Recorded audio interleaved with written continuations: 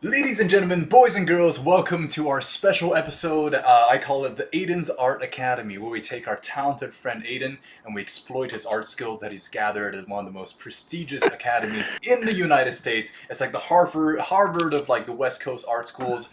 So Aidan, how you doing, man? How's life?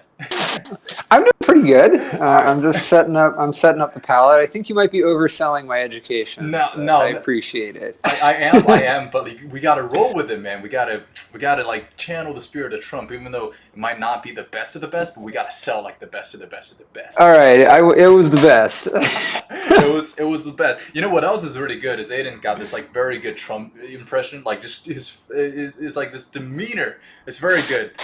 I don't think I do, but that one photo could be worse. I guess, but what you got for us today, Aiden? What are we gonna see you paint? What are you gonna bring to life? So we're gonna be doing Nick Cage. I'm laying my paints out right now, so give me just a sec. You caught me with my pants down a little bit because I'm still setting up. I did that on purpose, my friend.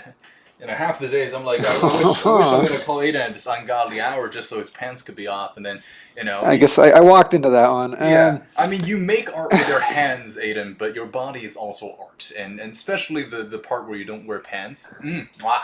I mean, I haven't seen it for myself, but from what I hear, quite good, quite good. You really? I don't know. I don't think so. I don't think so. Have we seen each other's like? I think a lot of people. Yeah, I guess I don't have any explicit memory of that. Yeah, I feel like some guys. I don't know what it is. They have a much more kind of like. Sort of like ancient Greek relationship as far as all that goes. I don't feel like I had that with most of my guy friends. Yeah. Not that it would matter one way or the other, but now that I'm thinking about it, I'm like yeah.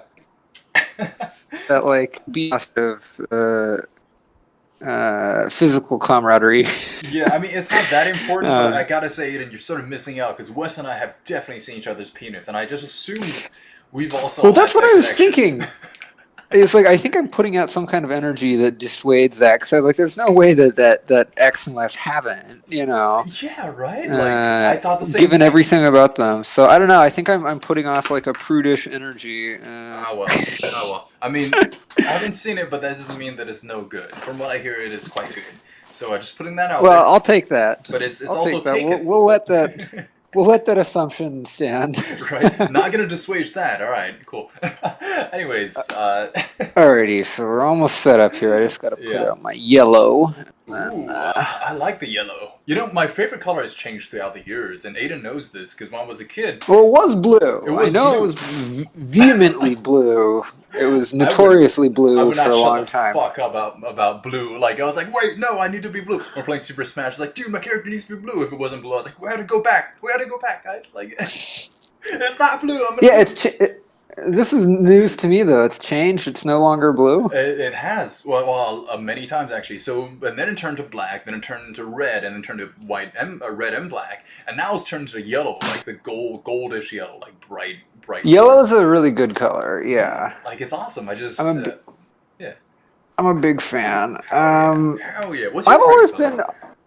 Well, I don't know. I feel like it's tough for me to pin down like exactly what a favorite one would be, but I feel like I've always been kind of into the sort of like warmish area, like the kind of yellow, reddish, orange, like that zone. Towards the beginning of the Roy G. Biv, the red. What's Roy G. Red green? Well, it's red, green, blue, red, orange, green, indigo, violet, or yeah. Yeah, so the red, orange, red. Yeah, and yellow sort of. I've never been into. I mean, they can be nice. I've never been a big fan of like really cold, like blue-green. I think violet's kind of nice, but violet is also like the warmest of the cold colors, so that kind of doesn't count. It's got a little red mixed in, or in my mind, it's red mixed in. By the way, this week I just ordered a little gooseneck arm for my phone so that I don't, because currently this is what I have to do. This is kind of like a bullshit setup. And this is what I have to do for my like actual teaching demonstrations too, is I have my painting here and my palettes here and my references here. And then there's just an easel directly in front of my face with my phone on it. So as I'm painting, I'm like reaching like around this thing to It's a bad setup. So we'll have that fixed next week, which I'm greatly looking forward to. I mean, if you're forced to do reach arounds, Aidan, I think the setup might need a little bit of an adjustment. But okay. I've become the reach around master. But I'm gonna change that in the coming week. So let's see. I almost have that good to go. So as per usual, there's going to be a slightly weird. There's going to be a slightly weird angle on this. Yeah, it's not the cool. It works. I'm used to weird angles. I don't know what that's supposed to have meant, but yeah, I'm used to them. And it gets distorted. Remember, like last time, it made Sam's chin look like really huge. Yeah, it looked like Buzz Lightyear, and it was sort of cool. Yeah, but it should be, and that was like compounded by the fact that I tend to make people's chins abnormally large in my painting. So, anyways, this is a infamous screen cap of Nick Cage and Vampire's Kiss that we're doing, which is one of the best Nick Cage movies for sure. So here's what we're doing. Ooh. It's that one there. This one, yeah, I love that one. That's one of the best ones of all time, I think. Definitely. Oh yeah, I mean he has phenomenal expression. Yeah. Anyone who's into Nick Cage would know this expression for sure. Yeah, even anyone who's not into Nick Cage. Exactly. I think people have been just sort of required by sort of cultural, what would you call that? It's like a cultural imperative at this point. Exactly. You don't know Cage, you don't know live. Cage is live. Hey, can you adjust this slightly to the... Yeah, I'm still messing with some stuff right now. I have to... In that case, take your time.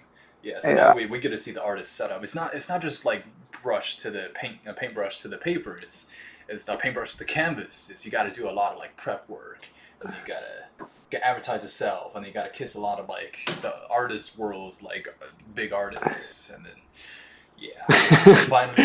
I'm not so good at that part. I'll do it for you. Oh man, I'm very good at kissing butts. So we're almost good to go. I just want to try a couple different things. Mm-hmm. You try them, you dirty boy. You messy boy. I'm also trying things. Yeah, this room is also pretty darn messy. You got a point there. Oh, that's good. I mean, you're an artist. We can forgive that. I mean, like if a businessman has a messy room, if an artist has a clean room, we're like, are you really an artist, dude? Like if your room's clean, like if you're not embarrassed every time you had to show your room to somebody, are you really an artist? Like, are you doing art? I am making a dumb painting of Nick Cage, so if that counts. Brother, Nick Cage is art. Like, to paint him is like, I think the most, what's the word I'm looking for? Like, flattering of arts. This is akin to the Mona Lisa, my friend.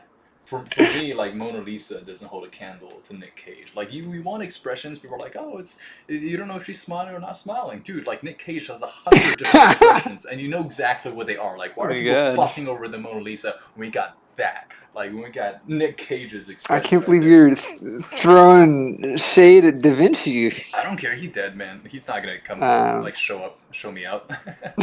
I could kick Da Vinci's ass. He might. Yeah. Yeah, he might. He was short. They were all. Or no, was he short? No, I can't remember. Michelangelo was really short. Right. Well, I'm not. He saying... was really short and smelly. I don't know, but I think Da Vinci might have been tall. Well, here's the thing. I'm not saying I can kick him because like I'm bigger than he is. I'm saying I can kick his ass because he's dead. He's rotting away. If he's trying to step up to me, he'll just collapse before he gets to me. You know, it's well, no, you're like the size of what people.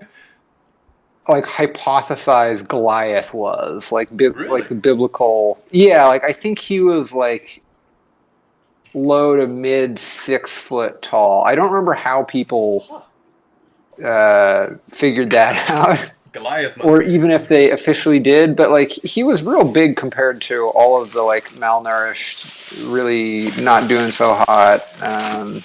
Yeah, I guess it's not really biblical times people. It's not really too big of a compliment.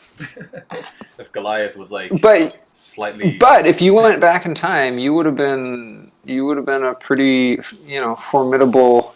You could have beaten up biblical characters. Yeah, probably. I could have like stapled Jesus on the cross. Been one of those guys. I mean, I'm sure they need Pontius to Pilate. I always spice them thought, up. or no, I don't know.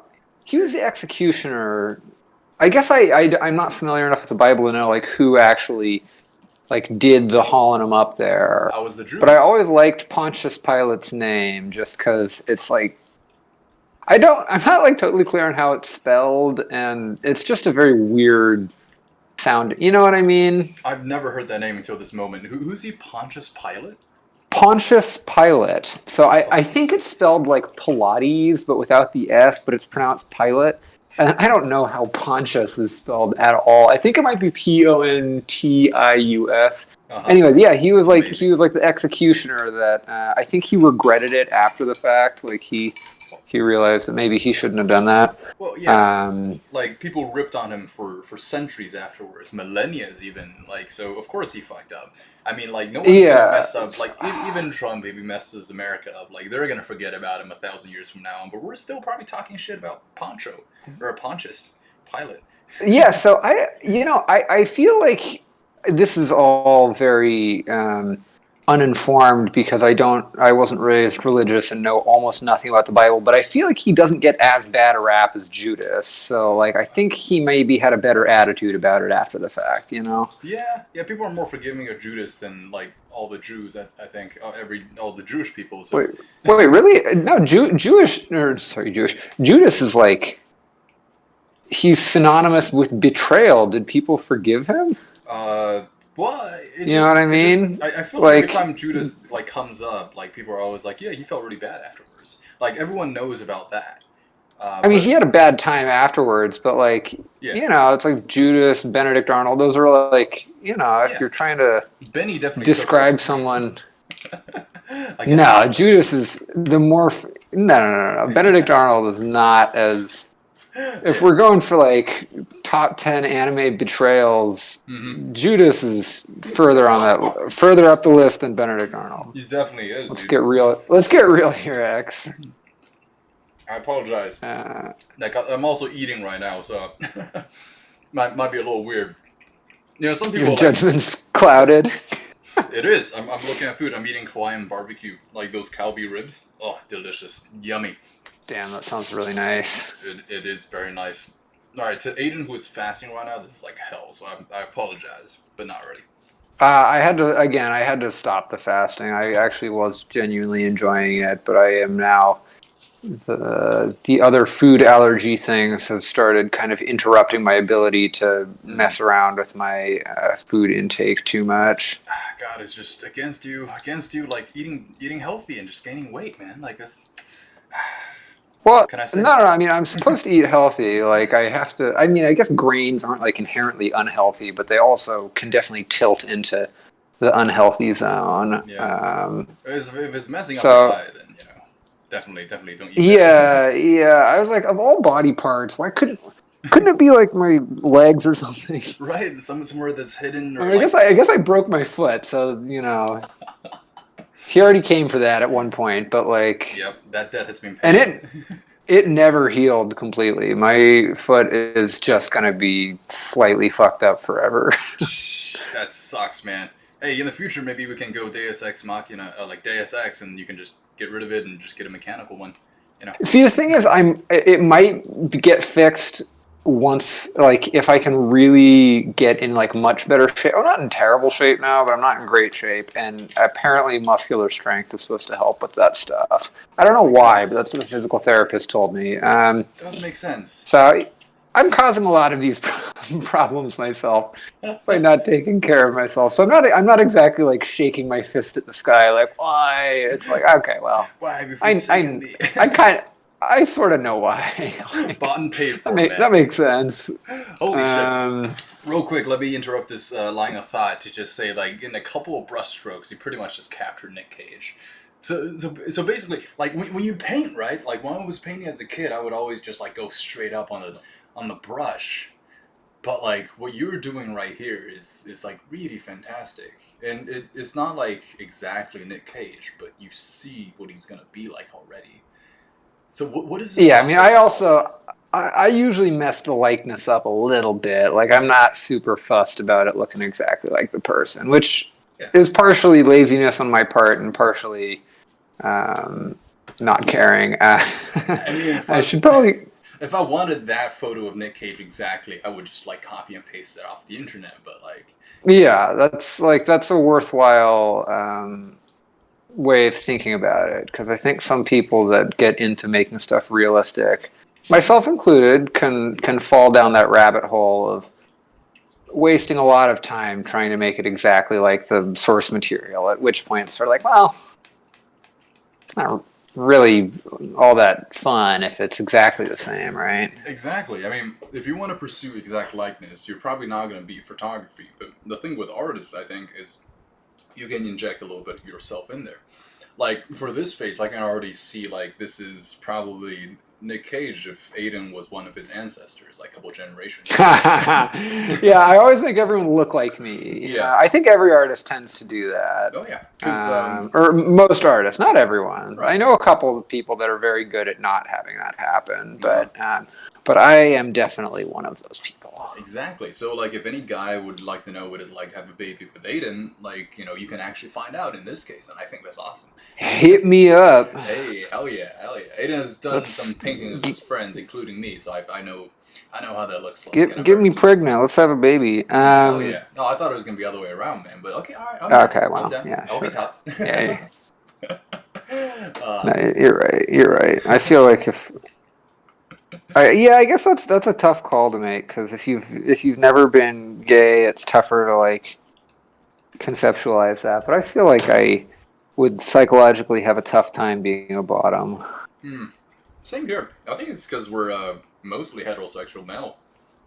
Right. So I'm just very used to the note, and I guess it's like I've never been into the whole like dominate, like kind of thing. Yeah, so dominate. It's just. I mean, personally, yeah. though, I gotta say though, sometimes when the ladies take charge, like in that aspect, it's pretty hot. It's pretty sexy. It's not like they're not pegging me or anything from the back, but it's no. it's they're not stimulating your prostate. No. Well, okay, no, that's not. I'm eating right now. I probably shouldn't share that story, but. Anyways, moving on. Nick Cage. Okay. Here's Aidan going down. Yeah, I think I was gonna say. I feel like sorry. This is supposed to be your job doing all this. I'm doing double duty right now. I'm making a painting, and I'm also talking to you about your prostate. Yeah, exactly. I mean, hey, I think you're doing a fantastic job of it. If that makes you feel better. Well, thank you. Oh, you're welcome. It is quite a compliment to give. I don't just hand these out, But so the background, I just noticed you kind of picked a very simple black background. Is that cheating in the artist world, or what am I missing here?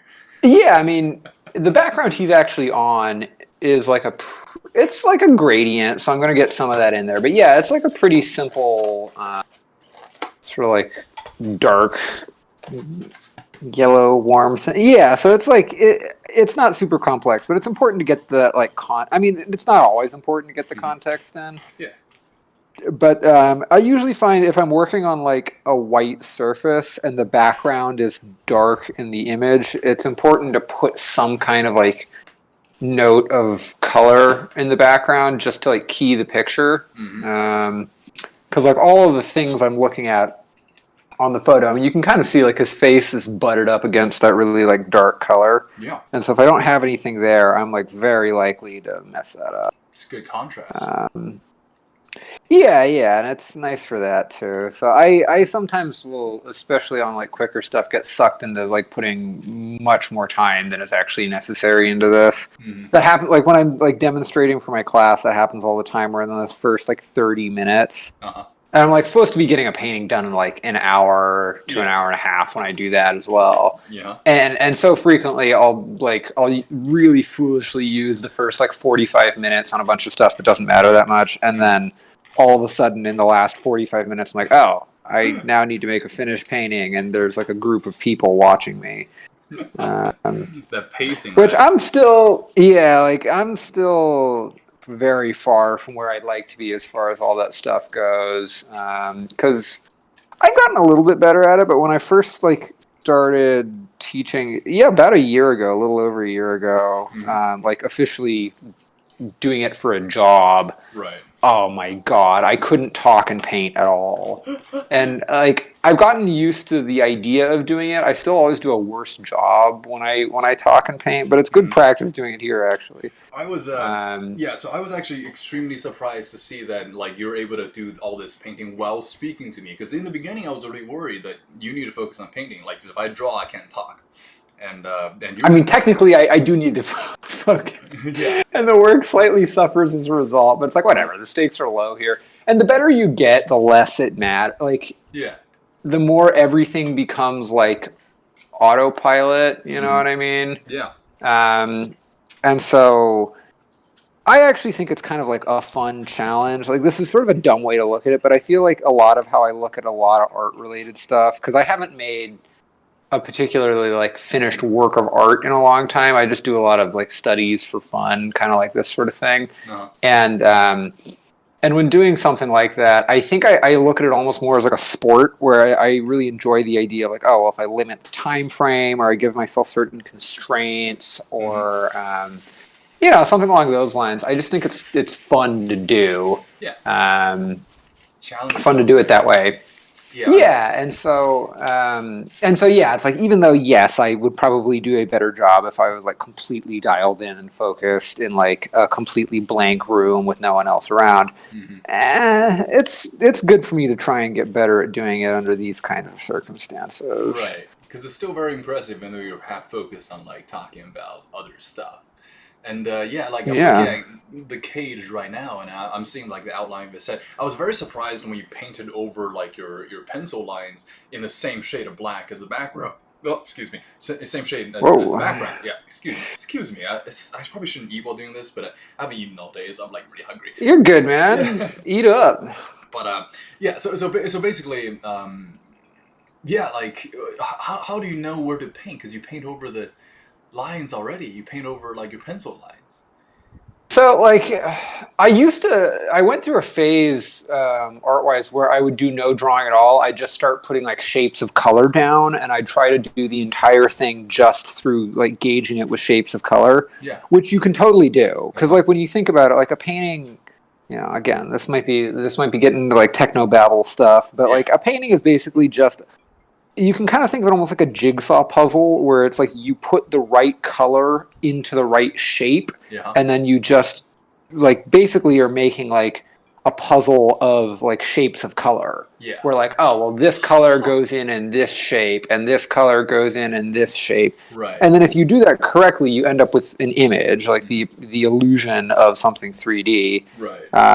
And so really all you need to do is like make shapes of color that are, you know, are accurate looking. So you can, like, some painters are really good at not using any drawing at all underneath. I like to have some sort of like preliminary sketch, just because it serves as a nice like map for me when I move into like the stage I'm currently doing, where I'm like, what's called blocking in, where I'm just trying to cover the whole surface with paint. So yeah, there are like a ton of different ways to do this, but it is. Wait, Aidan, oh yeah. 1 second. It looks like he has crazy nose hair out of his left nostril right now. Just I know. I switched brushes because the one I was using was like really crappy, and it was making this really like ragged edge. Yeah. I feel like I'm looking at like a very like Charlie Chaplin with a very bad like mustache day.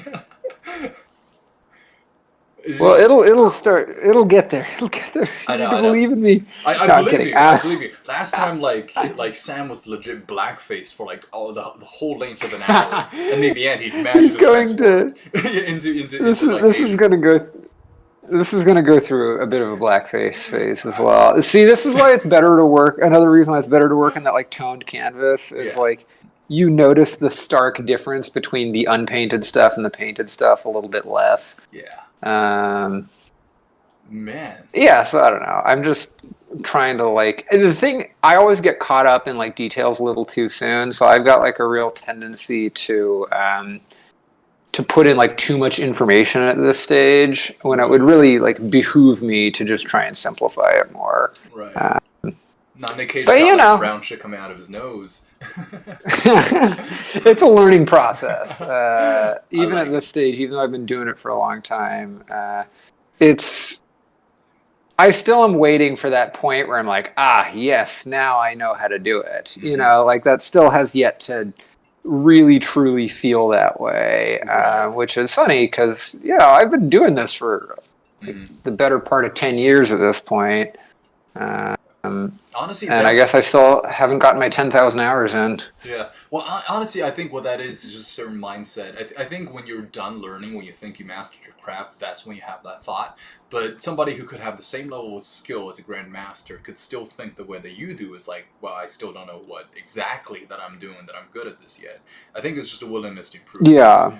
I've seen people with far less skill who've said the things that you said. It's like, well, I think I know what I'm doing now. I'm good at art. Like, they've said those things, but skill-wise, obviously, Right. they're not top tier. So it's a mentality, and it shows that you're still willing to grow. And, like, if anyone, I think, wants to do art, it's this incredibly, like, valuable mentality to maintain. If you lose it, like, that's when you peak. And you haven't peaked Right. I yet, mean, Aiden. And when you peak... I haven't even begun to peak. But No, you're not. but I genuinely, actually, Sunny aside, I genuinely do feel that way. Where Mhm. Oh, you can't fake that, I, yeah. yeah, where I get the feeling that I'm like, I think I will hit a point where like I'm actually happy with like the, I guess what you call like the technical component of the painting, which is like the execution. Hmm. And then at that point, the goal would be to get into some like different aspect. Like there are a lot of artists who are just infinitely better than me at like putting a picture together, or making an image that's like really like interesting or expressive or fun to look at. Right. Yeah.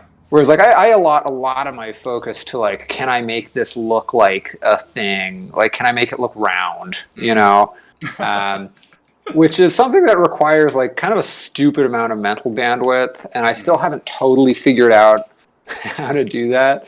Um, so yeah, it's still definitely a work in progress as far as that goes. Mm. Like, personally, And oh, whenever yeah, I yeah, go whenever ahead. I think artists, right, like the difference between a photographer, like even like photographers and like people who draw, like use brushes and pen, I think what they try to do is inject part of what they want to say in it. And the best art throughout history are either art with a huge story, with a great story behind it, or art that tries to tell you something. So Right. for example, like Childish Gambino, the guy that played Yeah, yeah. yeah, Childish Gambino came out with a song like "This Is America," right?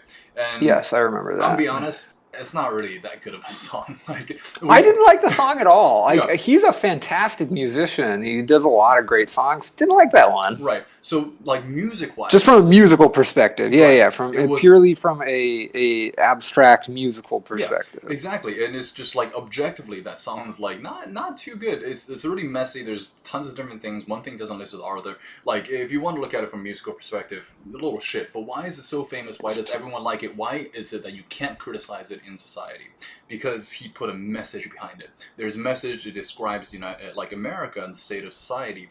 And because he did that, because it's not just a song that has a message about society, about us, and we can understand that, it's not apparent. We had to understand it.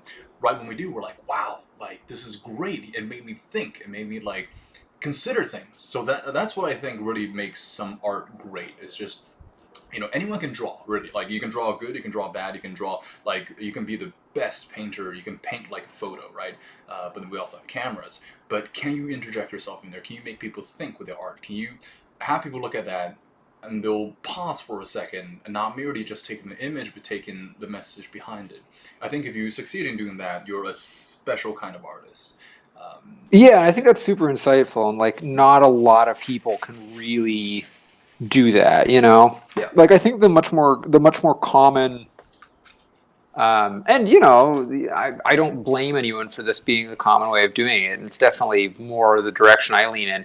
But I think what the much more common thing for a lot of artists to do is there's like a precedent that gets set by someone really remarkable and unusual, Mm-hmm. and then you just kind of copy how that works.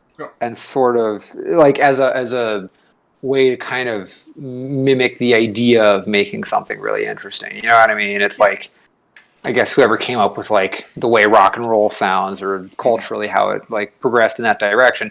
And then there's this sort of like canon that's been established for like, well, this is a rock song. And then you get, 2 decades of bands sort of following like a really basic convention until it gets stale and sort of dies out in the popular. I mean, that's what it seems like to me. And it's the same thing with art where like you'll get somebody who's really innovative and interesting and has this super individual take, or maybe you'll have like a group of people that work that way, and then for a decade or two after, everyone's just kind of copying that until eventually someone comes along who successfully assimilates maybe how the culture currently looks at some form of art, and then in some way innovates.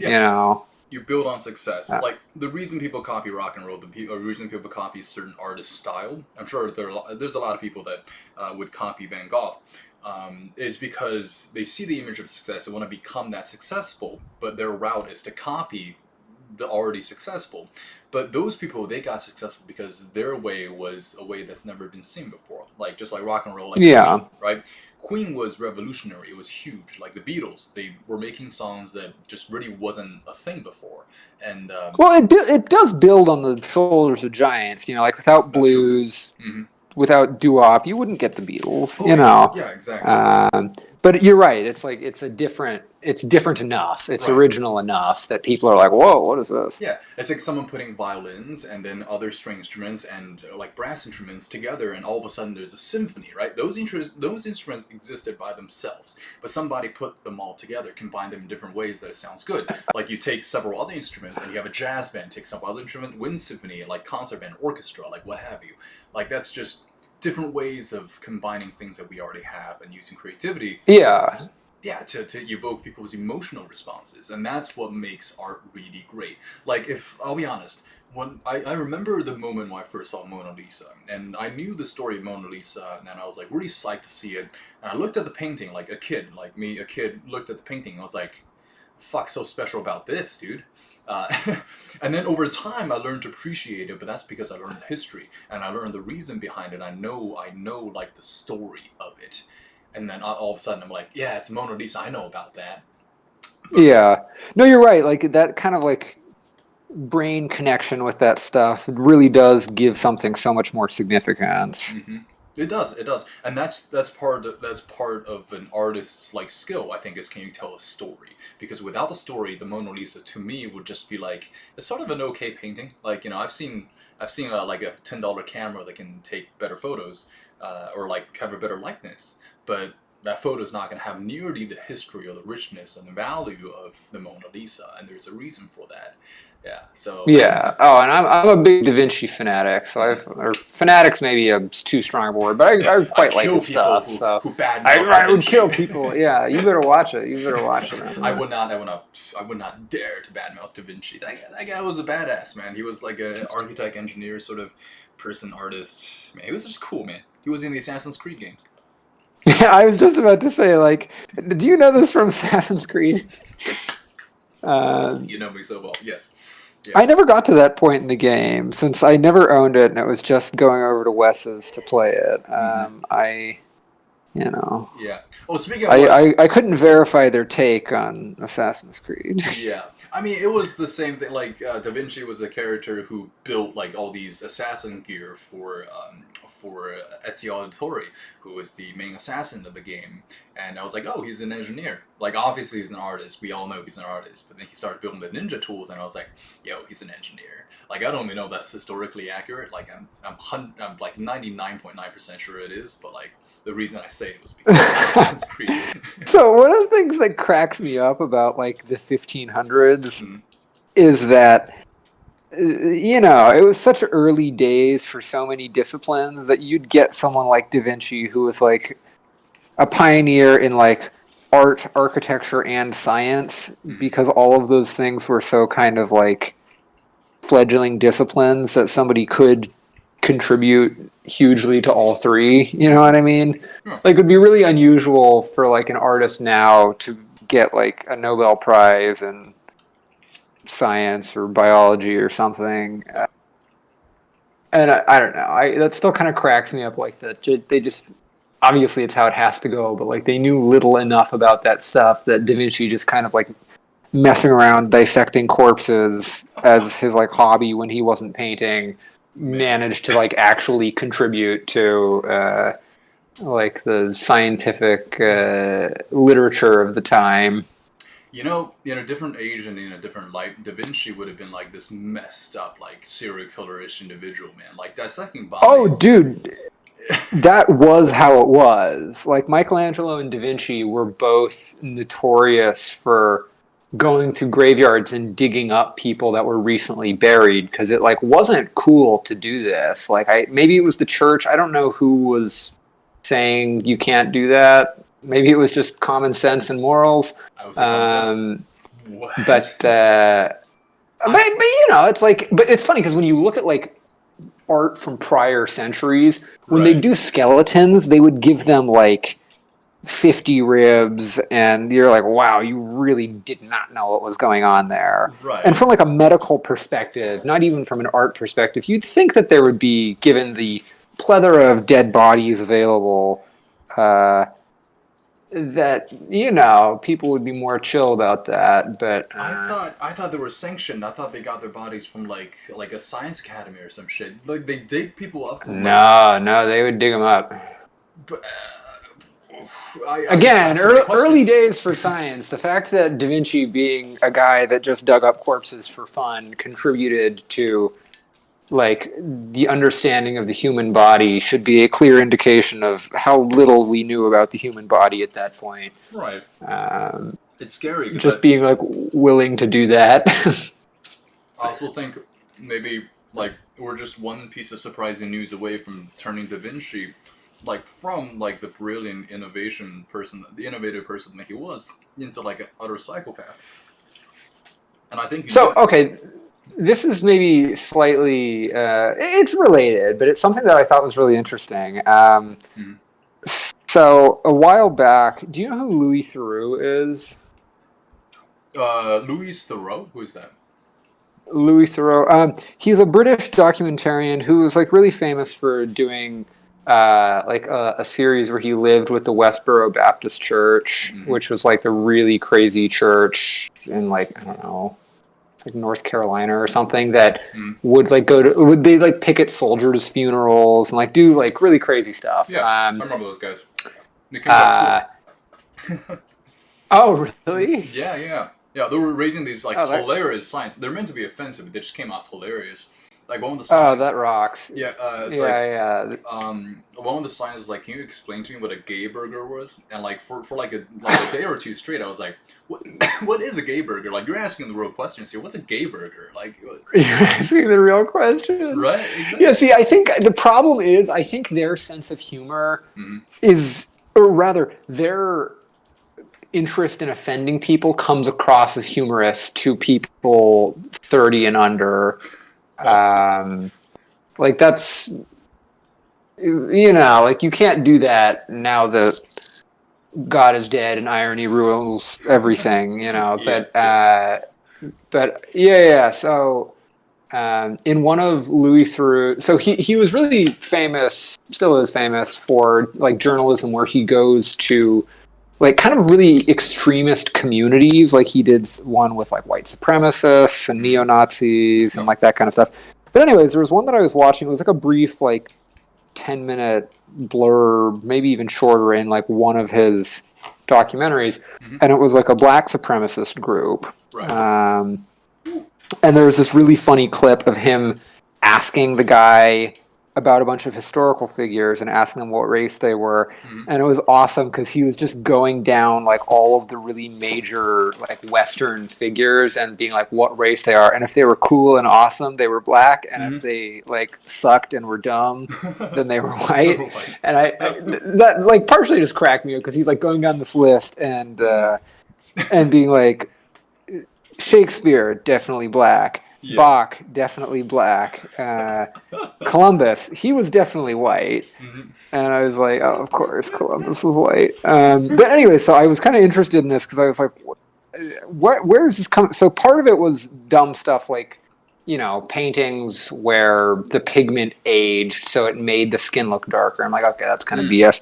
But one of the really interesting things is, and this goes back to your idea of, we're one discovery away from thinking of Da Vinci as a psychopath, was that Beethoven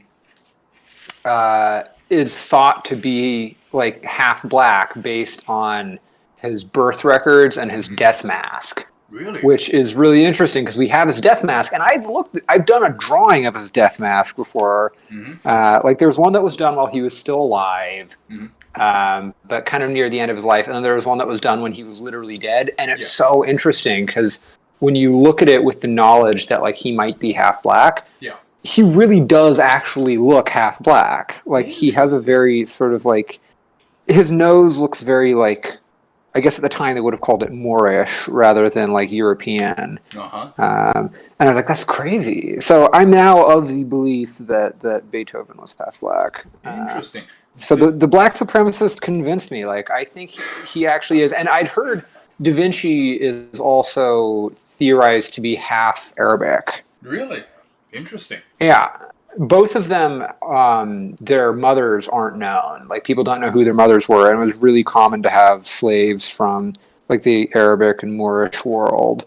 And both Da Vinci and Beethoven's fathers were, they were like wealthy bachelors. The mom wasn't in the picture anymore, who would have had like servants. And the evidence for Beethoven is a lot stronger than the evidence for Da Vinci. But when you look at some of Da Vinci's self-portraits, you're like, he does look kind of half Arabic. And the other main, the other main piece of evidence, which, might be, it would be very easy to get wrong, is his there are fingerprints in his sketchbooks, like a certain fingerprint in a lot of the sketchbooks, which could be somebody else's fingerprint, but it's a fingerprint where like the swirl of it is somehow they're able to track that, and it's that of an Arabic person. That seems a little... Or somebody with Arabic genetics.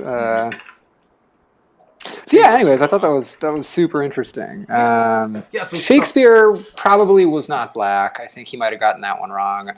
There's a lot of like very whitish paintings of Shakespeare like over there, but that's neither here nor there. But like your main point though is just there's a lot of things we don't know because they didn't record anything. Like the thing about our age is that like people will be able to come back and see exactly what happened. Like they'll see an event, they'll come back and research, and there's tons of data on. Like we're able to capture it, but past a certain point, it's almost like a black hole. It's almost like the Dark Ages, where we just don't know exactly what happened unless we actually go back there.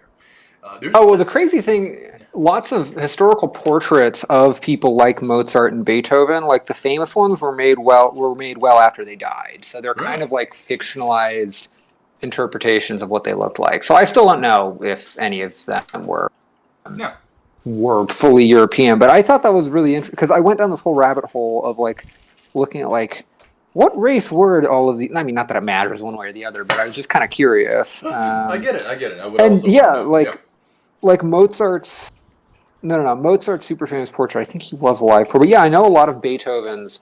There was only like one or two portraits done actually from him from life while he was alive, and like the other two famous ones were posthumous. They were done presumably from images of him, like other paintings from the time. But then they also would have just been made up, which was common, There's a possibility, like much similar as to how you interject your own face into some paintings. Maybe the guy making Beethoven's death mask was black, and he's like, I'm gonna put my face out there. No. The death masks were taken. They were plaster that was put directly on your face. What?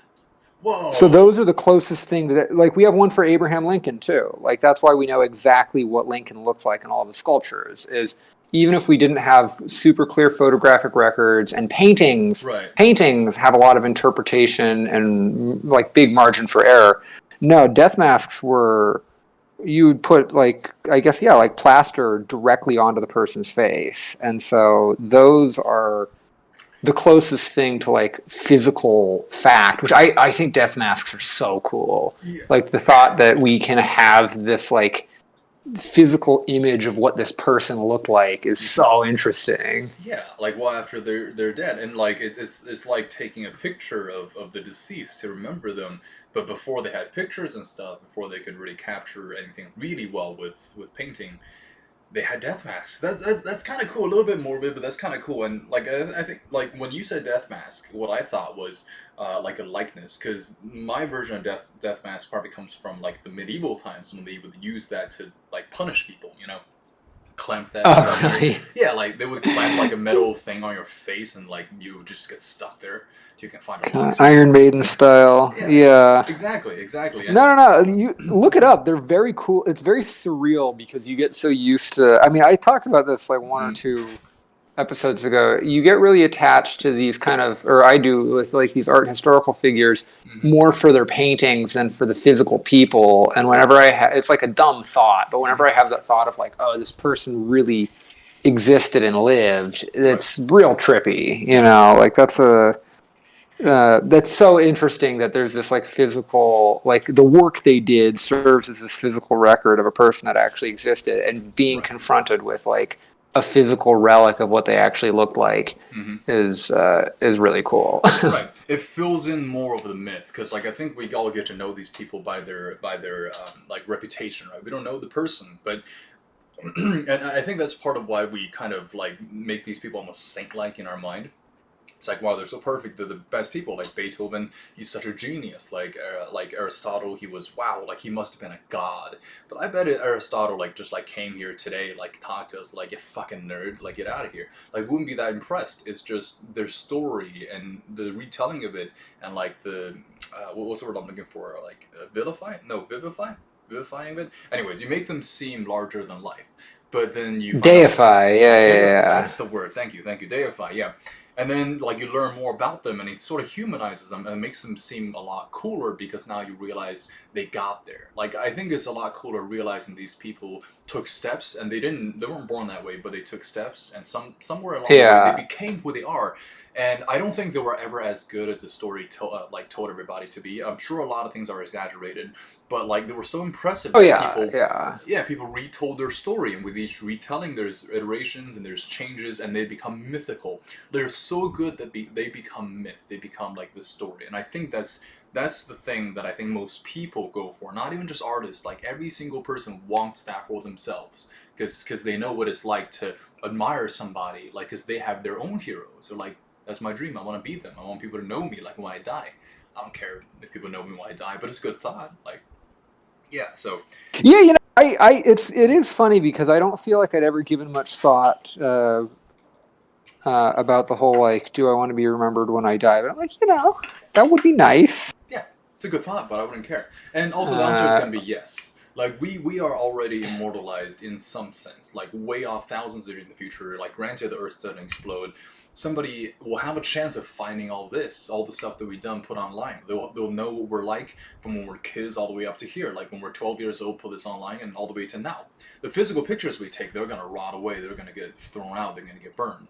But things uploaded to the internet, they're forever. Like maybe 200 years from now. Although, no. Don't you need like, this might just be totally showing my ignorance, but aren't there like giant storage facilities full of like, I don't know. It's like stuff to save. Like there is physical room required to store the data on the internet, right? Yeah. Servers and all that stuff. They have like massive buildings for where they just store data. But the thing is, data. So won't we run out at some point? No. Like, or won't we need to like delete old stuff at some point? You know, or like useless stuff? Because you know how like.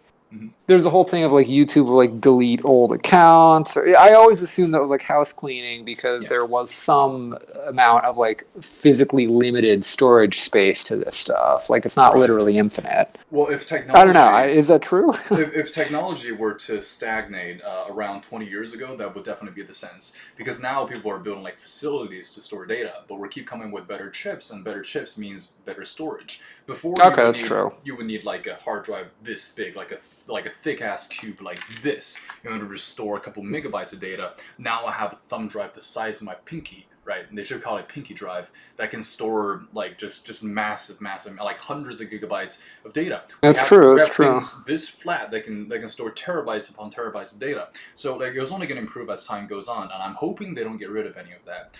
But anyways, Are like you? figuring Oh, that sorry. they Yeah, go don't. for it. Oh no, it's okay. Just like like if we just like take the chance that they don't, there is a slight chance the hundreds of years from now on, somebody will be able to see our picture. Like probably one person, two person, but we would still be there. We would still like have an impression on somebody long after we're in the ground and buried, or maybe burned, scattered Yeah. ashes. I think that's Okay. This is.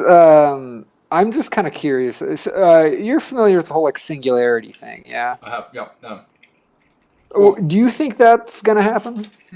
Well, Or okay, sorry, the singularity. It's been like I've heard like a couple different definitions for it, and I don't exactly know what I'm talking about right. here. But So the thing I'd heard to referred like, or the thing I'd heard talked about most with reference to the singularity is the idea that you'll be able to like upload your consciousness. right. And like Ray Kurzweil, the guy that like, I think sort of popularized the idea of the singularity, was like, oh, it'll be within my lifetime.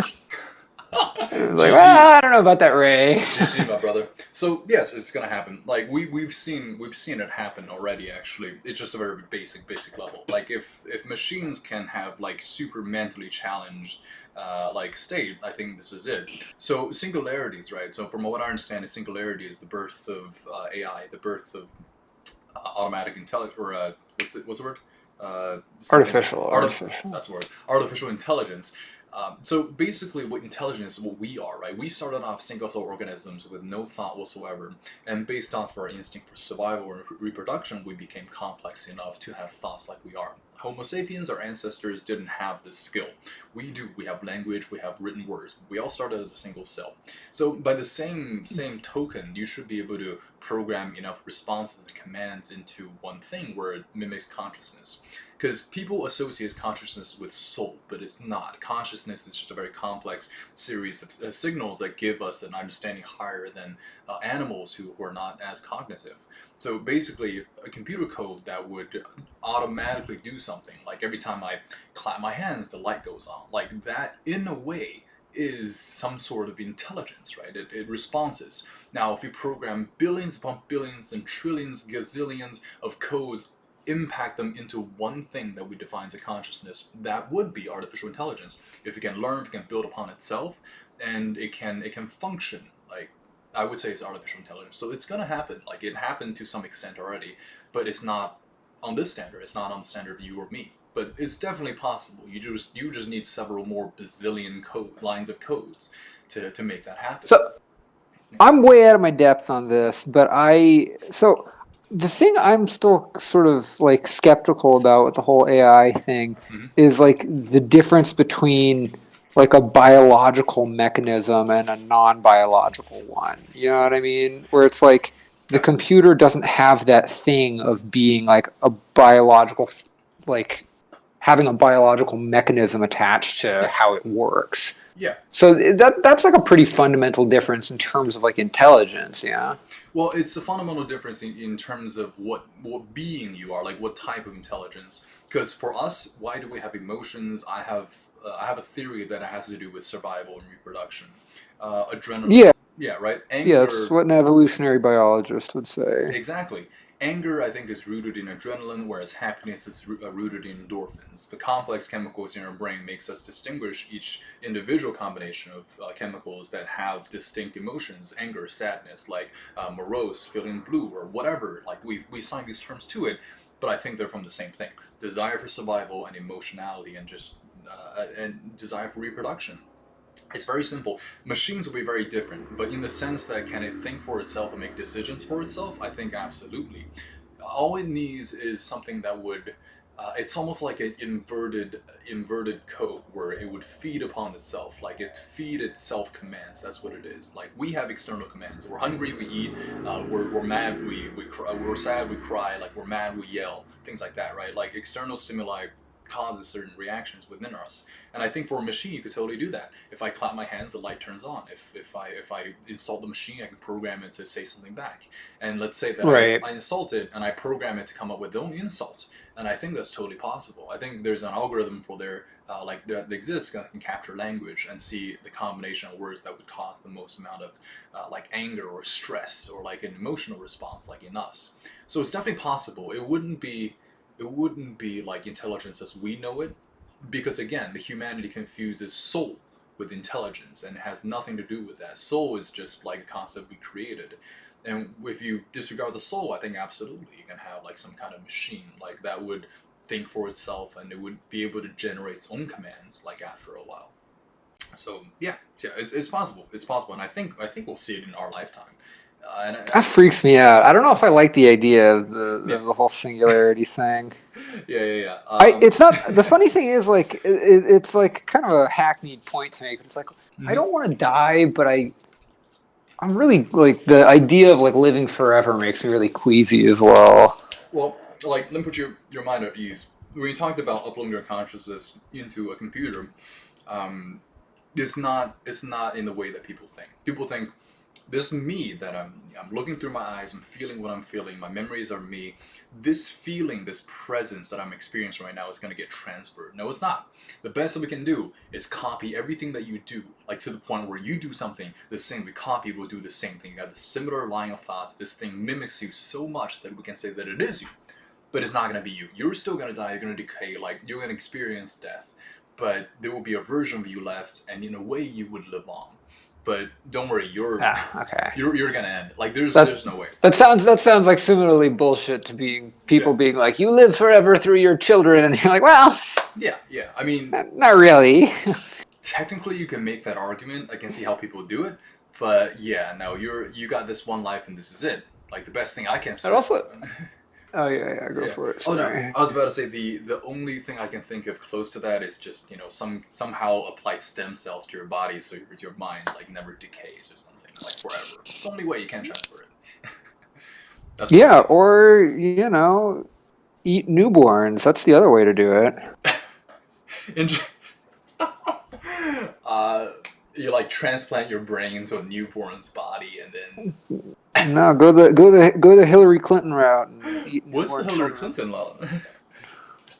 What's the Hillary Clinton route? I'm kidding. I haven't heard about this before. No, I'm genuinely curious. Okay, no. There's like the whole. This. I think I can't tell how much of it is like jokes on the internet and like Pizzagate people that genuinely think this, but yeah, there's like a whole thing of people being like the elites, the Democratic Party, they have all these things with children and child sacrifice and thinking it'll make them live forever and communicating with the alien. It's like QAnon, yeah.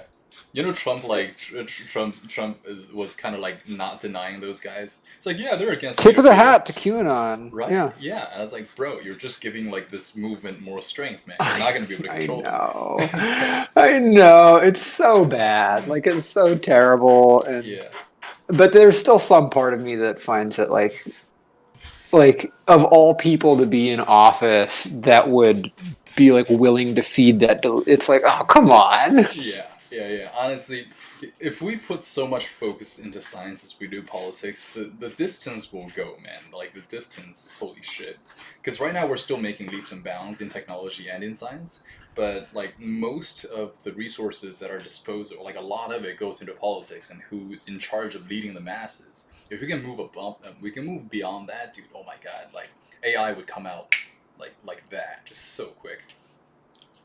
But beyond that, we need someone governing the people, right? Yeah. Honestly, I think the only leader that's truly impartial is one that does not have human instincts, aka like the singularity, the machine. I think it would be great at controlling people. If you want impartial, that's the only way you're gonna get it. But unfortunately, like humanity and like capacity for forgiveness and all that shit, yeah, that's probably not gonna exist unless you do a really good job with it.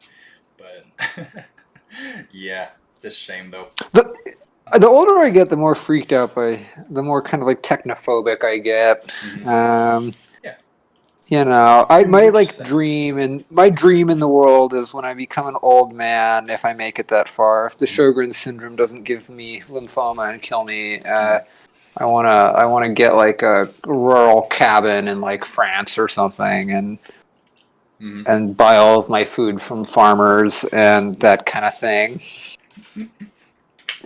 You're romantic at heart, my friend, and I'm starting to see like the artist path for you. It sounds like a good time, I think, yeah. I guess I just also am enjoying my computer less and less as the years go on. So, Hey, it's just a sign that we're becoming crotchety old man bit by bit, my bro. Like pretty soon, we'll be saying, "Yeah, you put that Fortnite away. You and your PUBGs and your mobile phones and your iPhone 23s." See, Fortnite and PUBG were still there. It was all so far after my time that I still don't know what's going on with all that. I played them, but you notice like more and more of the people who are like wildly successful with those are like really, really young kids. Sometimes you're like, wow, super young. It is, yeah. It is very funny seeing that. And like, whoa. Like to a certain point, we can document the change of years. Like I'm sure this has always happened. One generation grows up, they're so full of hope, and then they realize that their time has passed, and they watch the next generation come up, and there's some bitterness. But I think this is the first time we can actually document that process so well. Like people on Facebook posting about life. No, it's true. Inspirational quotes. It's because they're feeling something within themselves. Whenever I see an inspirational quote, I don't look at the quote. I read it, and I think about that person's state of mind. Like, what state of mind are they in? Usually, if it's very inspirational, I'm like, yeah, this person probably needs some like very, very good attention because they're probably feeling a little lonely right now. They probably need to validate their own existence by posting something, by trying to put their own thoughts into somebody else, trying to trigger an emotional response to somebody else. That's what I see when I see people post stuff. Like, I see more about their own mind than what they actually post. And I think like future generations are going to get better and better with this transition that we expect to come. Because I don't think any of us were taught that we'll slowly see ourselves fade into things that don't matter. Like we'll fade into the background, and the next people are going to take over. And they're starting to. Like we're fading a bit, but not a lot. I think since the dawn of man, people have been aware of it. You just only become aware of it once you're like, oh wait, fuck, I'm too old now. No one expects it. No one's documenting it until you're there. But yeah, no, you're right. The level of documentation is kind of interesting. But yeah, I think any older person could, from any period of time, could corroborate that feeling to the fullest extent. And I don't think you'll ever get someone to understand prior to when it actually happens to them that's how it works. It is really funny seeing. There are a lot of people, like artists that are my age and a little bit younger, that are starting to like really crush, and I'm like, ooh man, that's not me. That's good. And I haven't given up hope. I'm every week I get a little bit more like a little bit more confident, so we'll see. But yeah, it is kind of funny seeing like, oh, I am now the age where something's going to happen. It needs to happen now. Right. And it's different. Like for a creative field, I think it can happen at any point, of course, but it's very common for it to happen now, because I think there's like, regardless of how important it actually is, I think there is kind of like a greater fascination with the narrative of like a really young, amazing person, Yeah. More so than like an old amazing person, because you'd think like, oh, that makes sense. I think the fact that like, ooh, this person is young and incredible. Part of it might be that like the younger you are, the hungrier you are with certain things. Right. But I think it's also just from like a narrative perspective, it feels like a cooler story to tell. So for something like art or just success in general, right. It actually probably is much more so for art, because I think in a lot of other careers, the narrative is like, well, you start off at the bottom of the ladder and you work your way up. Whereas I think for a lot of artists, their hope is like, I want to get successful young and then blow up and then ride that. Yeah. I mean, that's the hope of us all, I think. Like, success is what we all chase, but, it's not. But I think for most careers, it's like you'll be successful in your 40s or 50s if you play your cards right. You know what I mean? A lot of them, yeah. Not. I feel like most careers, you're not like, oh, my goal is to be at my peak level of success in my mid-30s.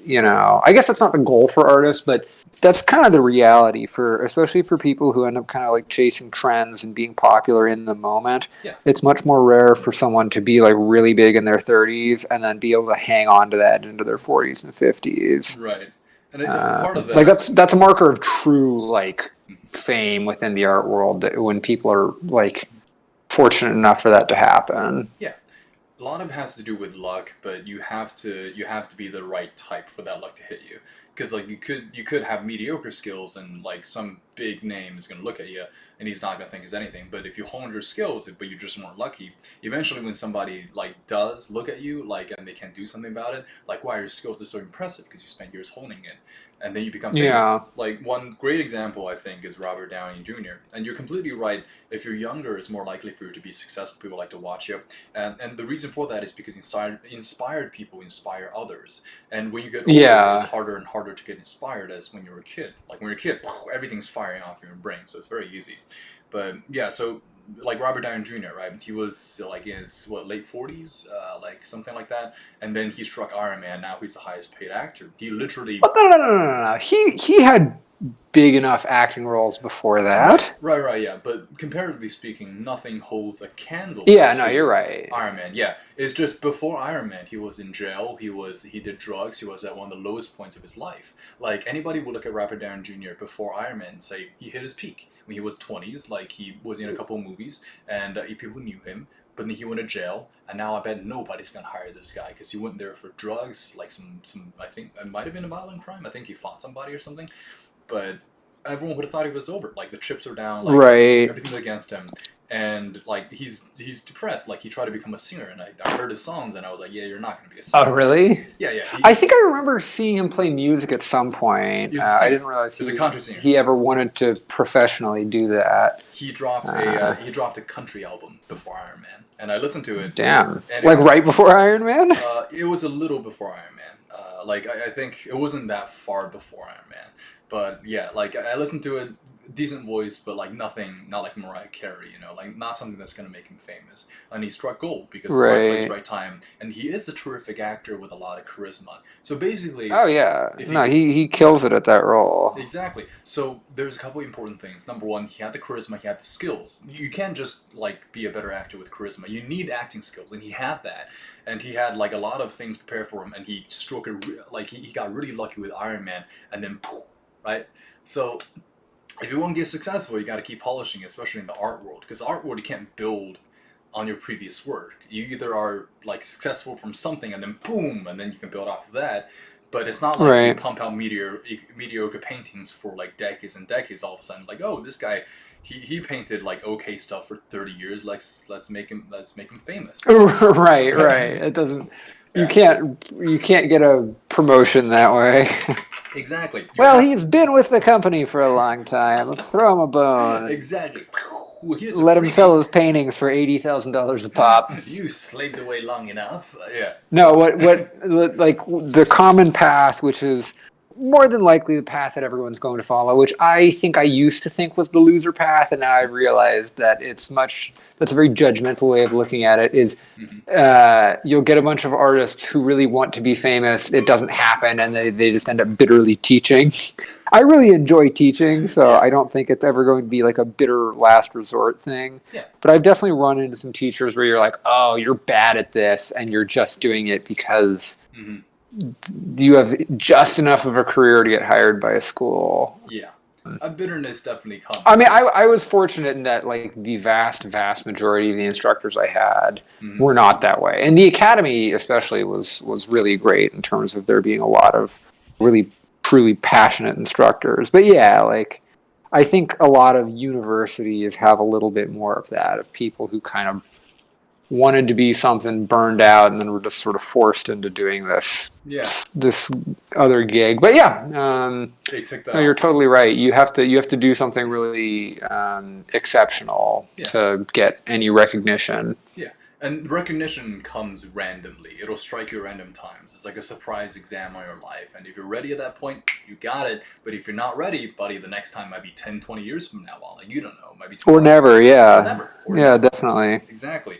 And I think even like if you do teach art at one point doesn't mean you won't be successful. Like part of the reason why I want to do like the Aidan's Academy of Art, the triple A Academy, Aidan's Academy of Art Academy, but is because you have this perfect set of skills, and I think with the proper like marketing, like people could definitely see the appreciation to it.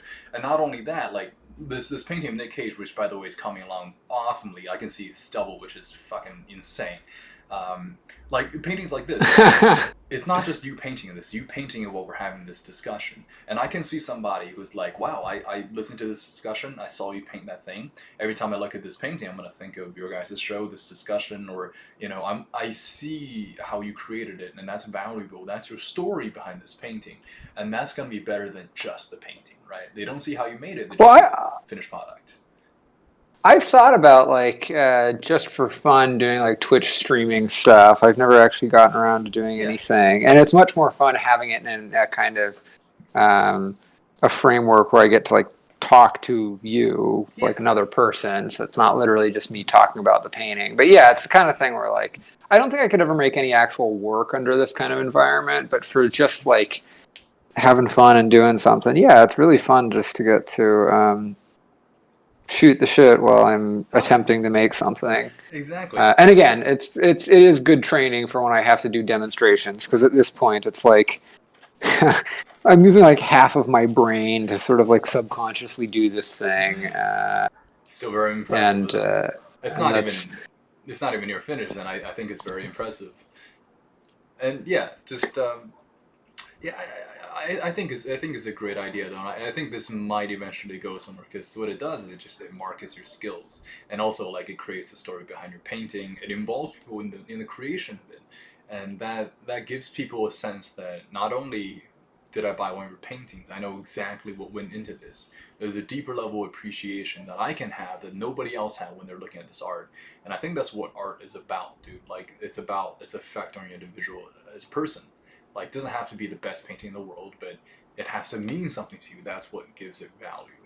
And that's what, like, that's definitely something I struggle with big time, that I'm still trying to figure out exactly how I'd want to do it. Like, the funny thing is, I think when this probably isn't, this would seem like a, well, duh kind of thing, because, like, you're looking at it from the outside. Whereas, when I look at a painting, it's from the perspective of somebody who makes paintings.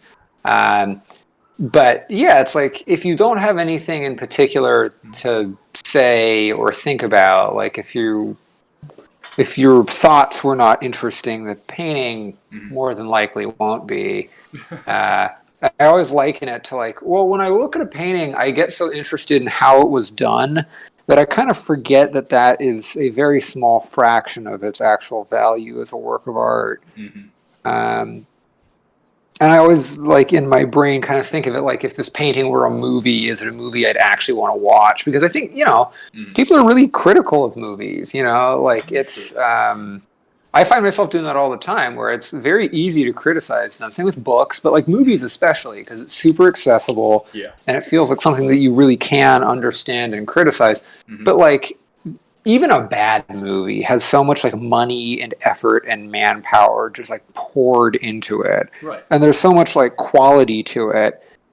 But something about its like overall conception is just not good. And of course there's subjectivity involved there. Yeah. But it's just crazy to me to think that. And then I think with art, because I'm so involved with it, it's really tough for me to see that like it's not like making something that's actually like a good work of art is not just the act of making something well, you know what I mean? Where it's like, there are tons of movies that I'm sure are shot from a cinematography perspective completely competently that just are not good, I want to bring up a movie that I'm sure would be a really great example, maybe not close to what you just described, but The Room, right, is a fantastic example of like a process and a shitty product that is far, far more successful than, I would say, the vast majority of movies that are out there. And the reason is, number one, the final product is so bad it's funny, which is a different art form in and of itself. Number two, the process of it is very good. And they made a movie called The Disaster Artist about the making of this shitty movie. and it's What? so good. It's so The great. Room is like the Room is special to me though in a way that like I don't even think that it's shitty anymore. Mm-hmm. Like the absolute like need and like maniacal like need to make this movie coupled with the complete like lack of like understanding or self-reflection Mm-hmm. makes it such a genuinely like unique interesting thing. Like I love that movie. Exactly. um And I've watched it so many times and at this point I'm like I think I genuinely just appreciate it because um even though it's not the way that Tommy Wiseau intended it, mm, it like at a certain point it stops mattering how the artist intended something, and it right. more matters how you interpret it. And that movie is just so incredible. Yeah, like I think objectively by most cinematographic so whatever standards, you would be able to say that objectively you would almost be able to claim that The Room is a bad movie. But because of your appreciation for different aspects, like not the camera work, not the story, not the plot, but like the phenomenon that exists, and like it exists for special reasons, and there's so much story and lore behind it that it becomes a great thing. So I think, like once again, the story behind the artwork is more important than the artwork itself. And if something evokes story or emotion within you, that gives it value. Otherwise, it's just different mixtures of paint and minerals on a blank canvas. Yeah, definitely. And the funny thing is, I think 4 or even like 2 years ago, mm-hmm. I would have disagreed and said like, oh, I think art should be evaluated in a vacuum. Mm-hmm. Like it should be evaluated by its own sort of. I guess I think of it as like physical merit. Like the way I would always say it is like, oh well, the painting's like molecular structure doesn't change. Yeah. If you put it in a different context, if you took a Rembrandt painting mm-hmm. and flew it back in time 500 years, the painting itself wouldn't change. But yeah, I've like really come to the realization that like the way we interact with reality is so much less like physically literal mm-hmm. than I initially thought. Like there's so much of it is just like constructed in your brain that it actually kind of does change, you know? Right. And like your thought on something is so heavily like the way you perceive it is such an important part of that. But yeah, like any work of art is going to be hugely influenced by that. It's like one of the most important components of it. Right, and I get your sentiment too, and like I think, like thinking art should be judged like that, it does make sense. But unfortunate reality is something different. Like I remember a couple years ago, you showed me this DeviantArt account, like this person on DeviantArt who drew paintings so realistic that I could not tell the difference between it and an actual picture. If you flew that guy back to around like Enlightenment or like the big art explosions way back when with Michelangelo, that guy would have been huge. But not even Michelangelo, not even those guys can render something so it looks like a picture. And but nowadays, the guy that you showed me, I doubt anybody would know. I can go outside and can ask 100 people if they know that person. I can bet you that they don't. If I ask like 10,000 people, 100,000 people, maybe I'll find one or two. Not to say that person's not famous, but it's just, everyone's heard of Da Vinci. Yeah. And Da Vinci's like ability to draw things realistically definitely does not match to that guy on DeviantArt. But it's just a story behind it, right? Because he's just a guy who like polished his skills, and now he can draw like a camera photo, and that's right. Right. But if like after he died, you were like, this guy's tragic, he never was discovered, and he had all these kind of things, and he died such a tragic death, and all these photos came out, and like, wow, they're so good, they're just like real life, holy shit. And there was a huge story, huge lore against it, like somebody put big money on some of these paintings, and then he's gonna become a legend. But just because he has the skills doesn't mean like he's gonna be that famous of an artist. And that guy is skillful. I'm really surprised that he's not famous, but the reason he's not is because there's no story behind it. It's just a picture. Right. Oh yeah, and it's so interesting. There are so many contemporary artists, like I guess what you'd think of as like modern art, that is really just kind of trash. Like literally, like sometimes it literally is garbage. Like I'm not even being mean. It's a picture of a garbage. Or sometimes you just put garbage in the gallery. I don't know. That happens too. There's a whole thing of like found object sculptures, which are literally like garbage that people find and then assemble in a way that they think is interesting. Exactly.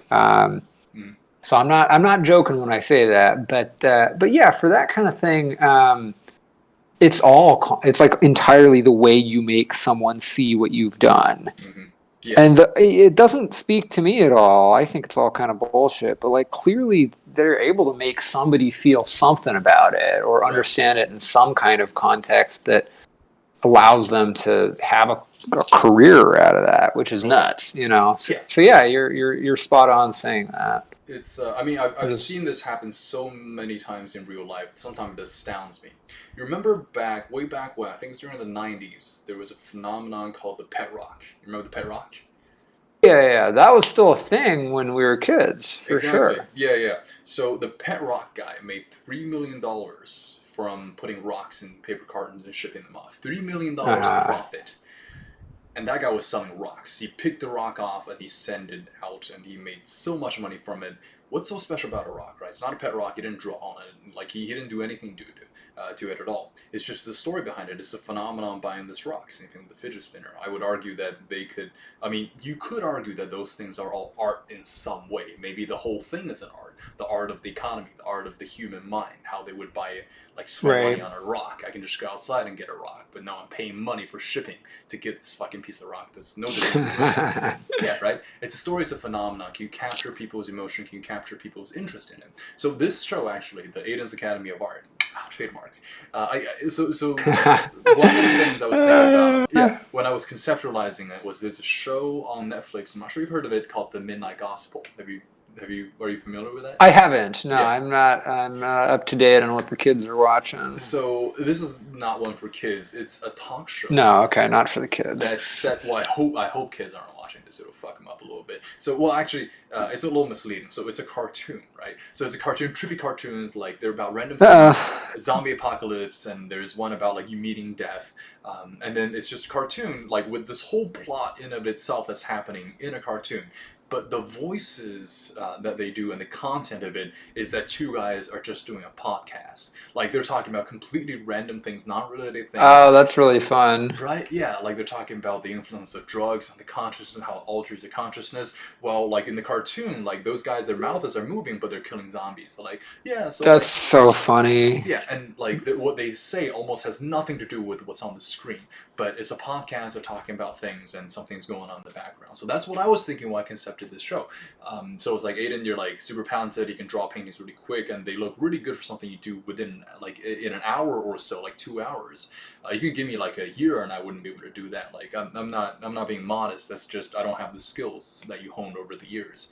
And I think, applying that, and also we're just talking in the background about random things, like it gives another like depth to this show. I don't know if a show like this existed where somebody paints and two people talk about random things. Like I really don't think it has existed at all. And I'll be honest, I can't sit through an art class. Like normally if you're just talking about art, I can't sit through it. I'm sorry, man. But that gets way boring. Even I even like painting, and if I'm watching somebody who I want to watch paint, right, after like 30 minutes, if all you're doing is watching someone paint, it is not fun. Yeah. But say that you have somebody painting and you have some who's a great orator. I don't know. I really like Ben Shapiro. Like say Ben Shapiro. Yeah. Oh my God, he has such a ridiculous voice. He does. I disagree with. So, anyways, so right now on this painting, what I'm doing right now is I'm painting Nicolas Cage, and I'm trying to make his nostrils look more round. And Nicolas Cage, and what the left doesn't want to tell you is that they're keeping all the babies and they're taking all these parts from the abortions and they're feeding them to Hillary Clinton. And that's what they don't want to tell you. That's what the left's trying to hide from you. Exactly. This doesn't make any sense. Anyways, that's my Ben Shapiro impression. I did my best. Really good. That was really good. I tried to follow suit, but it was not nearly as good. But Ben Shapiro, I don't agree with a lot of things that he says. I think he's a bit of a prude, but I love the fact. Yes. Also, his opinions on gun control are so flabbergastingly dumb. Right. But he's very, very eloquent, and I enjoy watching him because he can defend himself. Like, it's a really dumb argument, the anti-abortion, all that stuff is really dumb. But I cannot out-argue him on any of those issues. I know this for a fact. I've seen people try to argue against him on things that obviously, like if you're a normal society person, you obviously would say that this is right. But he has a complete opposite point of view, and there's no. And he makes people look dumb. Yeah, like he's really good at making people look dumb. Exactly, and it's really fun to watch. I don't agree with this guy, but I love watching this guy. Like I watch him a lot. Like every day, I'm like, oh, when's Ben Shapiro's show gonna drop? And like I watch it, like, dude, that's dumb. But I just. That's so funny. Yeah, and if Ben Shapiro was like in the background talking about politics while somebody's drawing a painting or some shit, I might give that a watch. Like, it might make it more bearable. Like, if I were to go to econ class and there's like some naked pole dancing girls in the background while he's teaching economics, shit, you know? I'll go to that class more often. Like, it's a combination of two different things that might make something out of it. And I think is so funny. Right. This show in itself, I think, gives more value to the things that you paint within it. If you painted Nick Cage like this by itself in a room and you just showed me the final picture, I'd be like, oh, a picture of Nick Cage, very nice. Like, I could never draw that. It's very, very artistic. Now, like, after this show, if you show me that picture of Nick Cage, I'm like, oh, yeah, we did that whole show on it. We talked about a lot of different things, like the singularity. We talked about, like, Ben Shapiro. We talked about a bunch of other things, the philosophy of art, even. And that's going to be in my mind, and like now I kind of want to buy that photo. It's like, shit, I want that memory. Like this, I want to look at it and have it evoke something within me, and it's already doing that for me. And I think that's amazing. Like we've attached things to this art that normally would not be there if you just painted it in a vacuum, you know? Totally agree. I mean, even independent of just selling stuff, I think it's really fun getting the opportunity to like just talk and ramble and also do something like this at the same time. It's a very fun like detox from my normal process of painting, where like the whole time my brain is on and I'm like, how do I make it better? I think it's amazing. I think it's. Whereas this, I'm like, whatever. Yeah. Who fucking cares? I'm just talking and making this painting. Hell yeah. I think it has which is fun. A lot of value to us as individuals. Like, it's really fun, and that's something that money cannot buy 100% of the time. You know, it can still. Yeah, totally. Yeah, it's just, you know, when you leave the world, when you pass on, and like what's left is your estate, which are gonna be gone like a week after you're dead. Those are gonna be split up, divvied. They're no longer yours. But what still exists, if anything, is going to be the memories. And those will last for as long as that person is alive. And if that person tells stories about you to their kids, that memory lasts a little bit longer. And I think what we're doing right now is a lot more valuable than, like, making cold hard cash. Although I would take cold hard cash for something like this. But although, yeah, I do have to say that is one thing that I really like about paintings, is even though, you know, I don't have... the thing is, artists that aren't famous, people don't take care of their paintings very well, so they do usually end up kind of disintegrating. Yeah. But the fact that it is more than a photograph in terms of this sort of investment of time and its like aesthetic value, more than a snapshot at any rate, I kind of like the idea that like the thing might survive into future centuries. And I do really like the idea of like, oh, it's kind of cool to think that I have such a like modern day sort of like mental relationship with so many artists from hundreds of years ago that died like, you know, 500 years ago, and I still am looking at their stuff and I still think about them all the time, and that's so cool. It's awesome because like I think I'm just extrapolating here, but I'm sure like studying their technique sort of gives you a glimpse into what they're thinking, right? Like absolutely. Yeah, you feel a little bit of what they feel when you're doing the same brushstrokes, because at one point it's a similar mentality. Maybe it's not exactly what they think, but you can imagine that this connects you to somebody that lived and died hundreds of years ago who will never know you. And it's amazing. It's amazing. Like, the world today is so different, but you can still communicate through different lifetimes, and that's a really cool concept.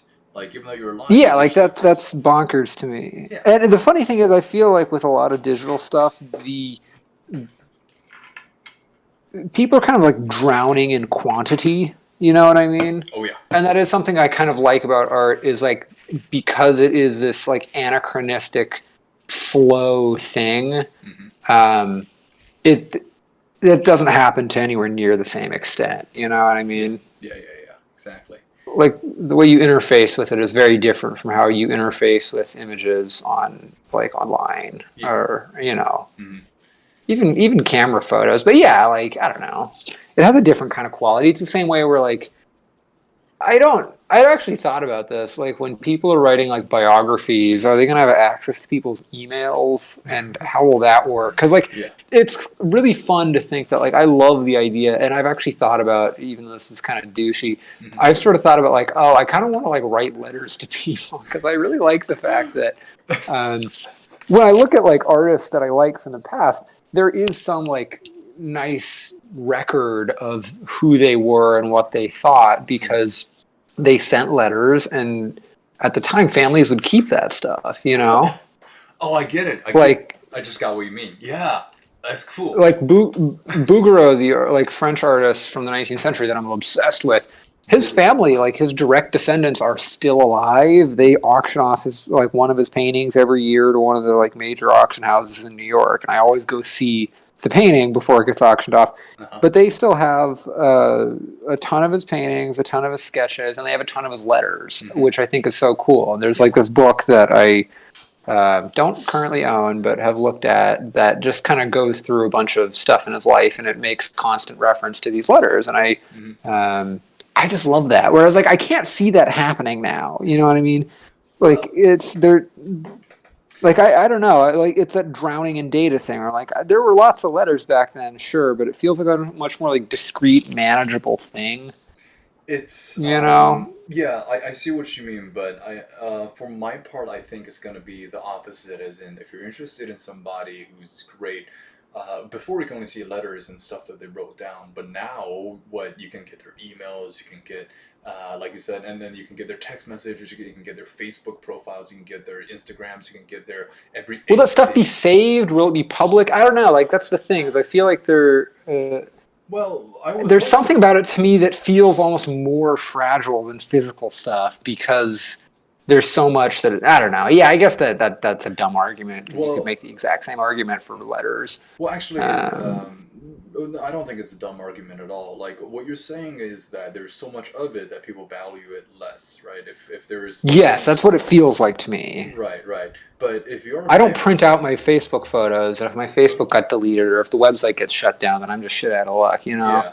Well, I'm hoping that because technology is still moving forward, we'll just be able to upload any data to prevent loss of data. Because I think no matter how small each individual bit is a part of human memory. And I think something as rich as Facebook would have enough servers to like keep all our stuff. So we're doing a lot of stuff. We have YouTube channels, Wax Studio. We've put enough content online to the point where one of those things should survive. And I keep hope that one of those things would survive for like maybe 1,000 years. You know, that'd be really cool. Maybe they'll delete it. Like, you could totally be right. But I'm hoping that as things develop, we'll be able to squeeze all the internet down to like something as big as this water bottle. You know. For years, I've been meaning to make physical backups of a lot of this stuff. Like, part of me hopes that Wes has like a couple, I don't know, DVDs with a bunch of our shit on it. In the same way where I'm like, maybe I should print out some of these Facebook. Like, every time we go to Xanthi's grandparents' house, it's so adorable because they still keep a photo like book, like an album, but it's just all from like photos from people's Facebooks. And I do like looking through that. Yeah, it's a good trip. It's a good trip down memory lane. And if your art gets really, really famous one day, like, I'm sure people want to find out as much about like Aidan Barker Hill as possible. Same way that you would like to read Bubbles. What's his name? The French guy. Bouguereau. Right. William Bouguereau. You like Bouguereau's painting, and you're interested in his person because of his painting, and you try to find out more about him. So it's the same tree. Like, it exists, but first you have to get people interested in you, and then they'll look at this like stuff, all the tiny details. They try to get to know you more as a person because they're intrigued with your art. So they want to know. They know the myth of Aidan Barker Hill, but who is the person behind the myth? Like, who is he? And they'll look at your Facebook page and they'll see all your angsty like Facebook posts from middle school. And I didn't have one at that point, unfortunately. There's nothing surviving from middle school. Yeah. Well, no, I can't say that. There are some heinously cringy videos there's from some. middle school, Yeah. but I treasure those, you know? Yeah, yeah, yeah. Yeah, it's just cool though. It's just cool, and like just communication, like saving data for future generations is very important, and I think it's the most important aspect of humanity, of like human. How we got to where we are is by communication. The reason animals never evolved to us is because an animal lives and dies. Everything that it knows is what it learned in that lifetime. We're able to take the data we learn and pass it on to the next generation, and Yeah, that's true. Like cumulative knowledge is super important. right. It is weird to think that, like, okay, barring like malnutrition causing lots of issues with people's brain development, it is really weird to think that your brain just is not any different from Yeah, like a person's from like 10,000 years ago, or even longer. You know, like however long humans have been around. exactly. We How long just have humans been around? 200? No, no, oh, no. way more than that. How, I have no idea. I don't know how to answer that question. humans? I thought humans were like 250,000 years. Might be a little bit more. I mean, it depends on how far you trace back. Because like, if you want to make Well, I like, mean, Homo sapiens. Like, of course, there were like Homo erectus and Homo habilis, like all of that. yeah, But like, all those. I think Homo sapiens is only like 250,000, Yeah, and that also weirds me out because even though that's a very long amount of time, it feels like a measurable number.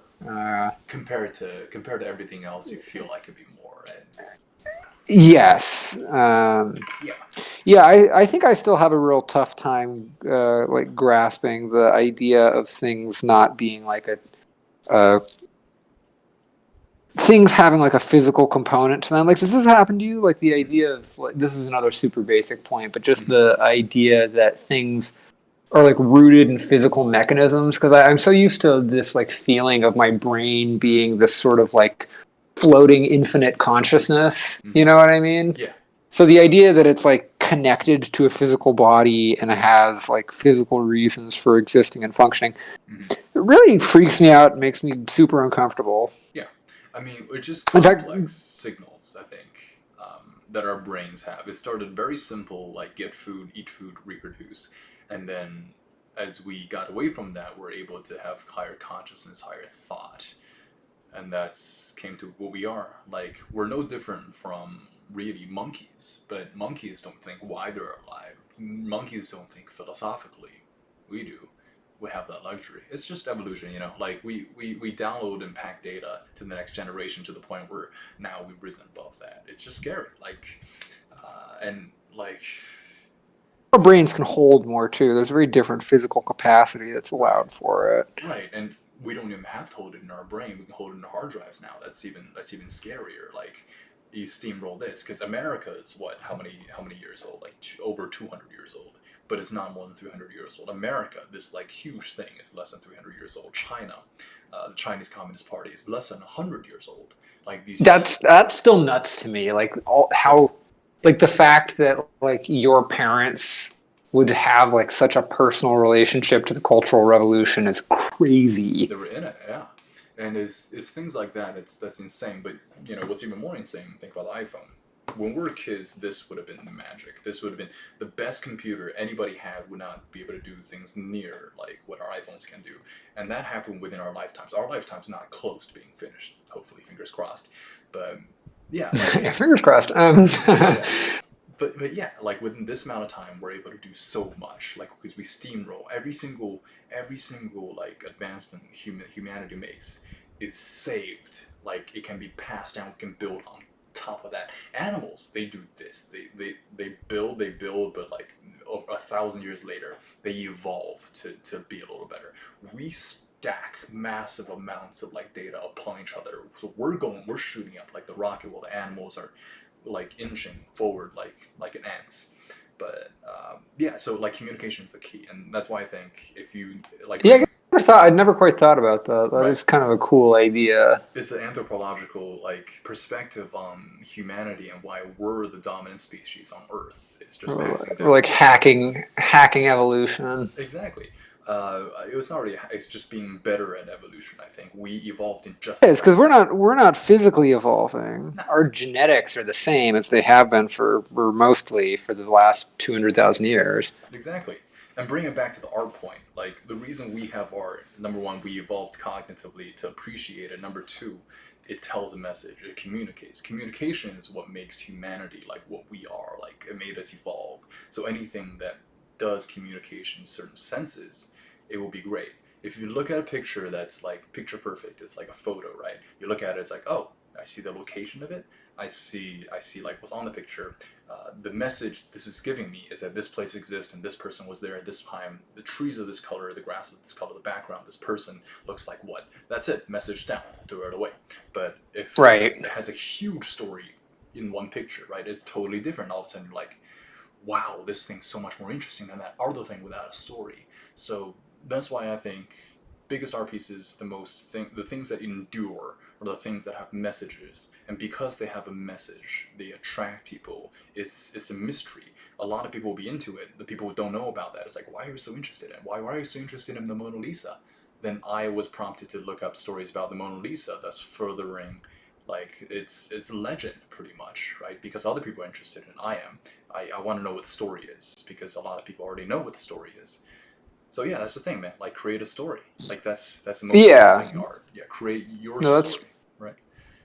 Take the funny thing is, and I feel like this is just an unfortunate byproduct of the advancements of the world is that painting is now a largely anachronistic thing. But it's funny because I do feel like you have art form that feels super relevant. It's really vital, not just for like expression and appreciation, but just for um, like communicating ideas within like a social structure. mm, There was an interesting thing that I heard from Xanthi recently that before like clay pots, and I guess people are just anthropologically able to like trace this back based on remains at historical sites, but there were like clay idols, like sculptures, religious sculptures, before there were like jugs for holding water, which is like so funny to think that like really?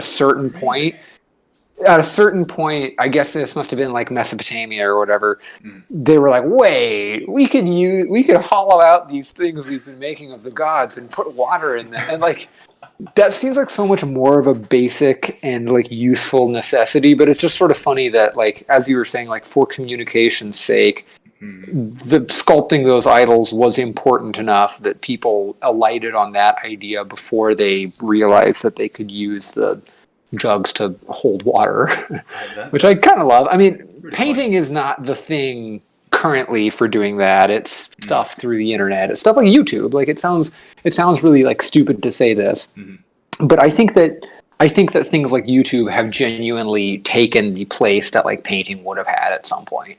Because yeah, it's entertainment, but it's a lot more than just entertainment. You know, it's like communication messages.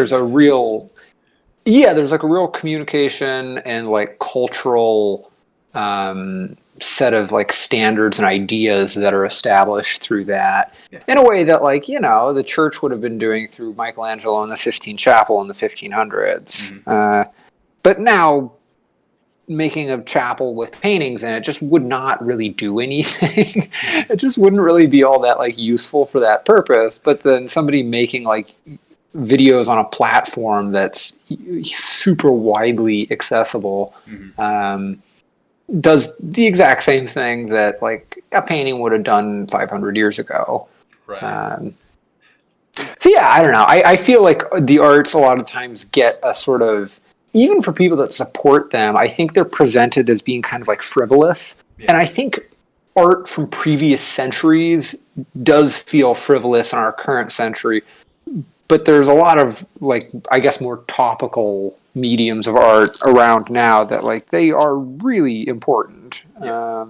In a functional way, not even just in a like, oh, that makes the world more nice. I get you. I get you. I mean, art has its place. It's just it's there's a lot more things like art that's oversaturating the market. Like definitely, there's still you can sell a painting for millions of dollars. Some paintings that are drawn now you can sell for millions of dollars. You can never sell a YouTube video for millions of dollars. Like that video is just, right. yeah, exactly. It has its And value. that's what's important. Yeah, well, it's because it's accessible, and the people that buy paintings for millions of dollars are the select.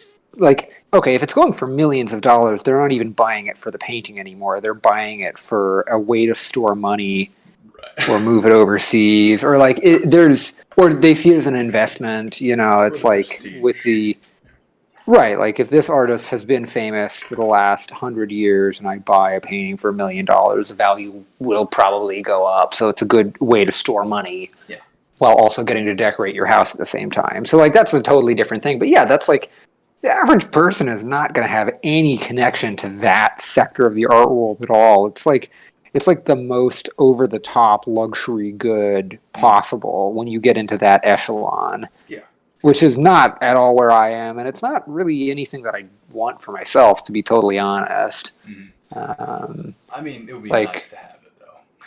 I worked. I was an art tutor for that like really super wealthy artist, and it was kind of funny because it was the first time that I'd ever seen an artist where I was like, oh, this person is like truly like ballin', like they're really successful, like in a way that I'd never seen in any other artist. And that does sound kind of nice, but yeah, there's something kind of weird about that too. It'd be like if there were like movies that only, I don't know. Yeah, it'd be like making a movie for like a specific person and only that I guess no, more people than the person who purchases the art can see it. Right. So it's not quite the same thing, but I don't know. It feels a little like how, like Kim Jong-un could just get like a movie made for him and that's it. You know what I mean? Like it's not like the wider culture of North Korea is experiencing that. Yeah. It's kind of a weird analogy, but that's what popped into my brain. No, I sort of understand what you're saying, but you said something that's super interesting, is that nowadays in our world, if you are purchasing art for like sentimental purposes, that means something to you. So in a way, an artist to succeed now almost has to target like some people. It's like if you can evoke feelings within this person with billions and billions of dollars in property and in cash, like yeah, you can make some money off of them, but the prerequisite being you need to make that person think and feel. Oh, wow. Right? You need to get in touch with that guy. The funny thing about so if you're talking about paintings that are selling for $20,000 to $500,000, right. I totally agree with you. But once you get past a certain point, it's entirely like a rich person who maybe has an interest in art primarily as a means of like displaying wealth, because when you get really wealthy, like having an art collection, I think this is more of an East Coast like old money thing. Right. I feel like Silicon Valley like tech bros care much less about this, but it's like a thing for like rich old money East Coast people to like collect art and have a collection and know how to talk about it. It's like a sign of intellect, and so like at that point you have people that help you build your collection. So it's somebody telling you like, oh, buy this is what it means, this is why it's significant. Yeah. So it ends up being a lot less about like the person buying it wanting it for any particular reason, and much more they're being like educated by a like a quote unquote tastemaker. Yeah. And being informed like, oh, well, you're going to want to get this Basquiat painting because of all of these reasons. And then I guess at that point they probably learn to like it, because that's the point, is they'd be educated by somebody on like why this painting is important. So I don't know. Interesting. It's a lot of like inside baseball-y kind of stuff. It's not, I think it's pretty rare that somebody is like, ooh, I just like that painting and I want it. Like that's part of it. That is part of it for sure. Yeah. But there's a lot of like status signaling and like knowing what you're talking about and being relevant and having a collection that like goes into that, which is, again, this is like an echelon of buyer that I will never know. Maybe if you capture one of those people's like emotions, I think you'll get there. Because when somebody pays that much money for a painting, they're contributing to the painting story. Like I paid $1 million for this painting. This painting could have been worth nothing before, but $1 million becomes his history. Now everyone's going to think, what's so special about it that this can sell $1 million? And they look at the background, look at the painter, look at the history, and then your history, your story gets injected in this painting that you do and all the paintings you do subsequently, so that now it has a lot of value. It's not just minerals in a certain pattern on a canvas. It is now something that tells a story, tells your story. Right? You're totally right. I guess the other like wrinkle in this that makes it difficult is it's super trend based too. Yeah. So I think like the analogy I'd use is like if you were to turn on like a pop radio station, the likelihood that you'd hear a Led Zeppelin song is very low.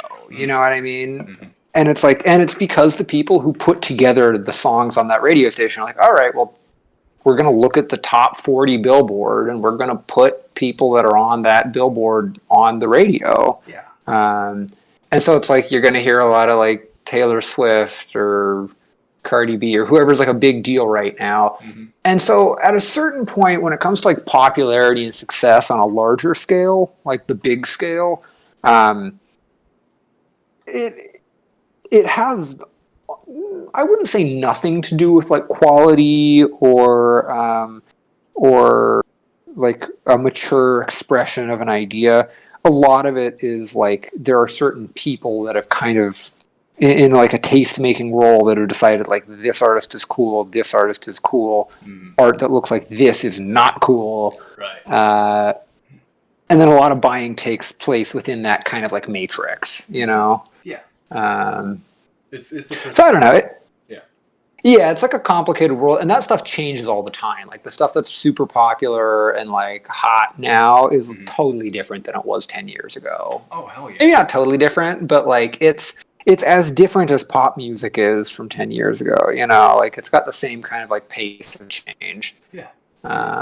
It's not really something you can control the public's perspective. Like Van Gogh, I love to bring up Van Gogh because I don't like his paintings all that much. I think they're really good, but I love his story. His story is amazing. Yeah, he's got a great story. That's like the main thing about him, in my opinion. Right. No, the paintings have something interesting to them. But yeah, you're right. Some of them are good. Some of them are like but it's just his story and people's perspective while he was alive was completely different. He didn't sell a single painting, but the perspective years later is totally different. So people's perspective, you can't change that. It's luck, right? You just have to hope that one day people will find your shit tasteful, and you hope to God that this happens before you die, before you kick it.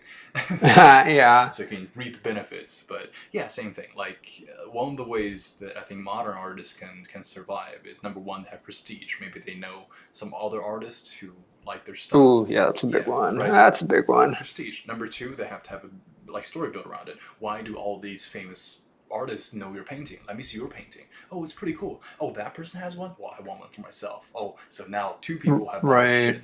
And then you build on that. It's a history. It's a story of you instead of just your techniques. Because the painting, like, this culmination of your techniques, but really what gets people interested is a culmination of history behind it. Your history, like your story. If it's interesting enough, great. So yeah, like if you want to break into like think successfulness of arthood, I would almost argue that technique is less important than interpersonal relationships and history and storytelling. Like get a good story behind. Oh yeah, absolutely. Yeah. No, that's 100% true, and that's the kind of thing that like I think I would have had a very difficult time admitting that a few years ago, but at this point I'm like, you know, that's true. That is how it goes. You've seen through it. And it's that movie thing. Like Michael Bay's movies are. People like to pick on him, and I feel kind of bad about it because there are lots of phenomenal things about his movies. They're entertaining. But or I guess like I love the Marvel movies, but it's a similar thing where like you're not comparing like Marvel movies to like Stanley Kubrick movies, you know what I mean? But it's like those Marvel movies are executed in an extremely, you know, masterful and specific way for what they're trying to accomplish. But probably most of them are not going to be going down on like the list of like cinematic achievements, you know? Yeah. But they're amazing. They're amazingly done, you know. But you're right. It's like the conception of what it is that makes people kind of pay attention and become interested in it. Like Iron Man, or not interested. Right? Yeah. Like people are never going to see Iron Man like they see Citizen Kane, but Iron Man made more money. Although the funny thing is, I would almost argue that like the first Iron Man is almost like the most that way. Or it is like the most significant of any of those movies, because the first Iron Man is like, that was the first Marvel movie, and it was the thing that like kicked this all off, where people were like, ooh, this is fun and isn't Spider-Man, you know, like this can be like cool and hip and not full of like comic book campiness. And you can connect it with other movies? What? Yeah, like that was at this point, possibly a bad realization. I haven't seen one of those movies in such a long time, just because of like the burnout of like, oh, God. That's how I felt with like all the new Star Wars ones when they were releasing it. Whereas like I was really hyped for them. I enjoyed all of them. Like for all the criticism they got, I watched basically all of those a second time. I thought they were fun. But I didn't see all of them because I was like, oh Jesus, there's like another two. I just don't go to the movie theater that often. Mm-hmm. Yeah, I get you. Like, there's an oversaturation sometimes, but anyways, well, to bring it back to art, so what I thought was... Sorry, I keep just rambling away.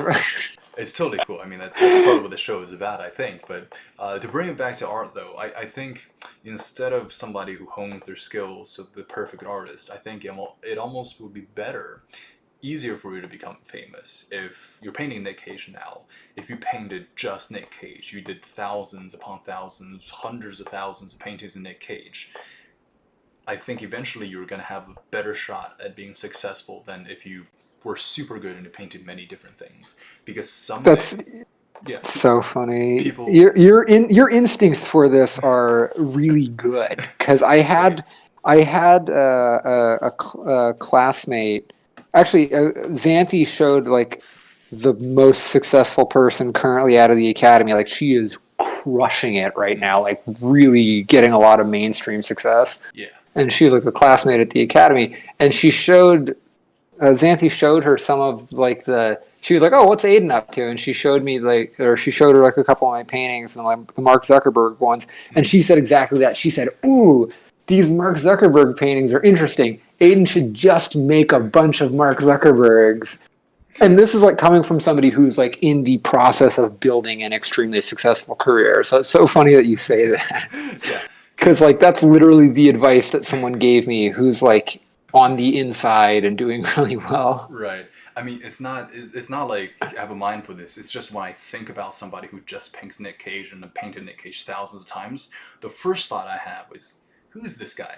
The second thought I had is, I want to see all 1,000, 10,000, 100,000 Nick Cage's faces. I want to see what that looks like. Like, does this guy have a room full of Nick Cage? It creates interest. I'm interested. Now I want to see this. And I'm sure if I ask 100 people, I'm sure 60 to 80 of those people will say the same things I do. It's based off of what's interest. Like, do you understand what gets the people going? Like, you know, that's the main thing. I think working in media helps that a little bit, but really, I think. Yeah, I was gonna say, I think you need to be my coach or something. I think this is part of it. I think this show would eventually, it might gain like enough of a following to the point where like it would help out in either your art sales or get your name out there. That's my hope. Like, it might not, but I think we're taking. Even just talking about this, I actually genuinely think it's helpful for me, because I am very prone to get stuck in like ruts. Yeah. Like, I'll just get stuck in a rut and not be able to think. Yeah, it's like a big plateau. That's a good way to put it. And so no, it's very good hearing like a different perspective on it from my own. And like, of course, like my girlfriend tells me a lot of these same things, and I just, I ignore her because like when you live with someone, you talk to them constantly. Of course, like you do. Yeah, as you do, like I would do the same thing. Like She gives me lots of good advice, and I ignore it all. right, my ex-girlfriend was really intelligent, and like she knew exactly what to do, and like I've only ever benefited from following her direction, but sometimes I don't, just cause there's no good reason. I can't justify it. I just didn't. And there's Again, like the few instances where I've actually done exactly what Xanthi told me, it always, like, all of my current jobs are entirely because she told me, like, you have to do this thing right now, send this email right now, talk to this person right now. And then that's like entirely why I have any like financial security at the moment. Not to say that I'm particularly financially secure, but if it were if it were like left to my own devices, I'd be like a clerk at a hardware store that was just making paintings when I got home. You know what I mean? I thought you were gonna say like I was gonna sell my organs. I was like, yeah, damn. No, I'd want to hang on to those for sure. You need. I can still squeeze some use out of those. Okay, so Aidan, we're coming up on the 2 hour mark. So you still have a little Jesus. bit to finish. Okay. Oh my God! I've been painting so slow. Christ, I've got like nothing done. It's so rough. It's so rough up close. Oh man. Mostly done. What can you do in the next 5 minutes? Can you like? Not much, to be honest. How about this? I don't think it's going to change much in the next 5 minutes. I can make his eyebrow. I'll do that. Actually, yeah. If you can finish the eyes, that would be, or at least his left eye, which is to say the right. Nah, I'm going to keep that eye the same. I'm just going to put his eyebrows in. It's amazing. It's he only needs one eye. It's fine. I mean, honestly, one's crazy enough. Two, I feel it's like in the shadows. We can't even see that eye. It's so funny. He has his eyes almost like popping out. Like it's like it's about to spill over his eyelid and just fall out. But I mean, that's the signature Nick Cage move, That is humongous eyes. Something we Asian people have been trying to accomplish since the dawn of time. But yeah, okay. How about this? We'll do the eyebrows and then maybe we'll save it for the next time because I feel like these kind of shows, Aidan's Academy of Art, we should keep it going. Maybe we'll change the name later, but Triple A is Triple A, Aidan's Academy of Art. But yeah, okay, cool. I think that alliterative nature is a good idea. Right, it's catchy. Here, I'm gonna call that done. It's Nick Cage. I'll paint fast. I'll paint faster next time. I think I. It's a lot. I wouldn't say I phoned. I didn't say I phoned it in, but I was a little lazy making it. There. Actually, whoops! The aspect ratio needs to get fixed. There he is. It's our boy Nick. In closing, you want to just kind of walk us through, like, just give us a basic overview of the painting and, like, I don't know, any explanation you can give to a layman like me, just sort of close this off. Like procedure-wise, what I do? No, just anything you want to talk about. I don't know. It's like a really like painting something. Yeah, I don't know. Real quick. Well, it's a complicated thing. There's like so much information that you can go into in like every aspect of it. But I don't know. Like the process, if I were to sum it up for this one, is just sort of sketch it out with the brush, like get the basic lines in, and then try to cover the whole thing as quickly as possible without being too sloppy. Yeah. And then I just take it area by area. So I just focus on like the eye and try to finish that until it's done. And then I move to the nose and finish that until it's done. Yeah. And I just go bit by bit until the whole thing is finished. I didn't get the whole thing finished. The areas did not look as nice as I would have liked. And I didn't get to all of them either. So I think I was a little bit of a slowpoke. But we'll do it that's how it's supposed to work. Yeah, next time. We'll do a different photo, different painting, and I'll go faster. What's going on behind you, though? I just want to ask.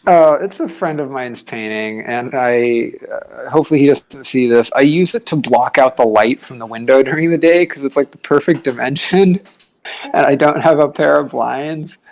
So that's amazing. I like prop it. It's a good painting, so I also get to look at it. But dude, I'm sure Van Gogh's painting were used in the same fashion, so this is a compliment. Yeah, Exactly. Okay, well, I'm gonna go ahead and close this off. I think this is a very great experience. Like I had a lot of fun personally, just talking about stuff while watching you like create art. It was Oh, same. amazing. Well, I had a blast talking. Yeah, Yeah, it hell was a yeah. very relaxing, low key experience. Lo-fi like art like stuff. But anyways, yeah, real quick shout out to Aiden because it is 12 a.m. where he is right now, like 12, It 12. is indeed. I got to get Yeah. up early tomorrow too. Oh man, yeah, yeah. So let's definitely close this off. So thank you everybody for watching. We had like 13, I think, people who like went in and out. Concurrent viewers, about like 5 people at the max. So thank you guys so much. Like 2 people have watched like That's pretty good. two whole hours of this entire thing. So thank you guys so much. And I just saw that Wes called us halfway to try to get in on the screen, but unfortunately I was eating. This was in the back. I don't know. Yeah, we'll get you in next time. Like Wes, don't worry. Oh no, Yeah, yeah, yeah. But X, how could you? I'm an Poor evil person. Wes. I'm an evil person. All right. Anyways, okay. All right. So thanks so much, Aiden. Thanks so much, everybody else, and we'll see you on the next episode. Goodbye.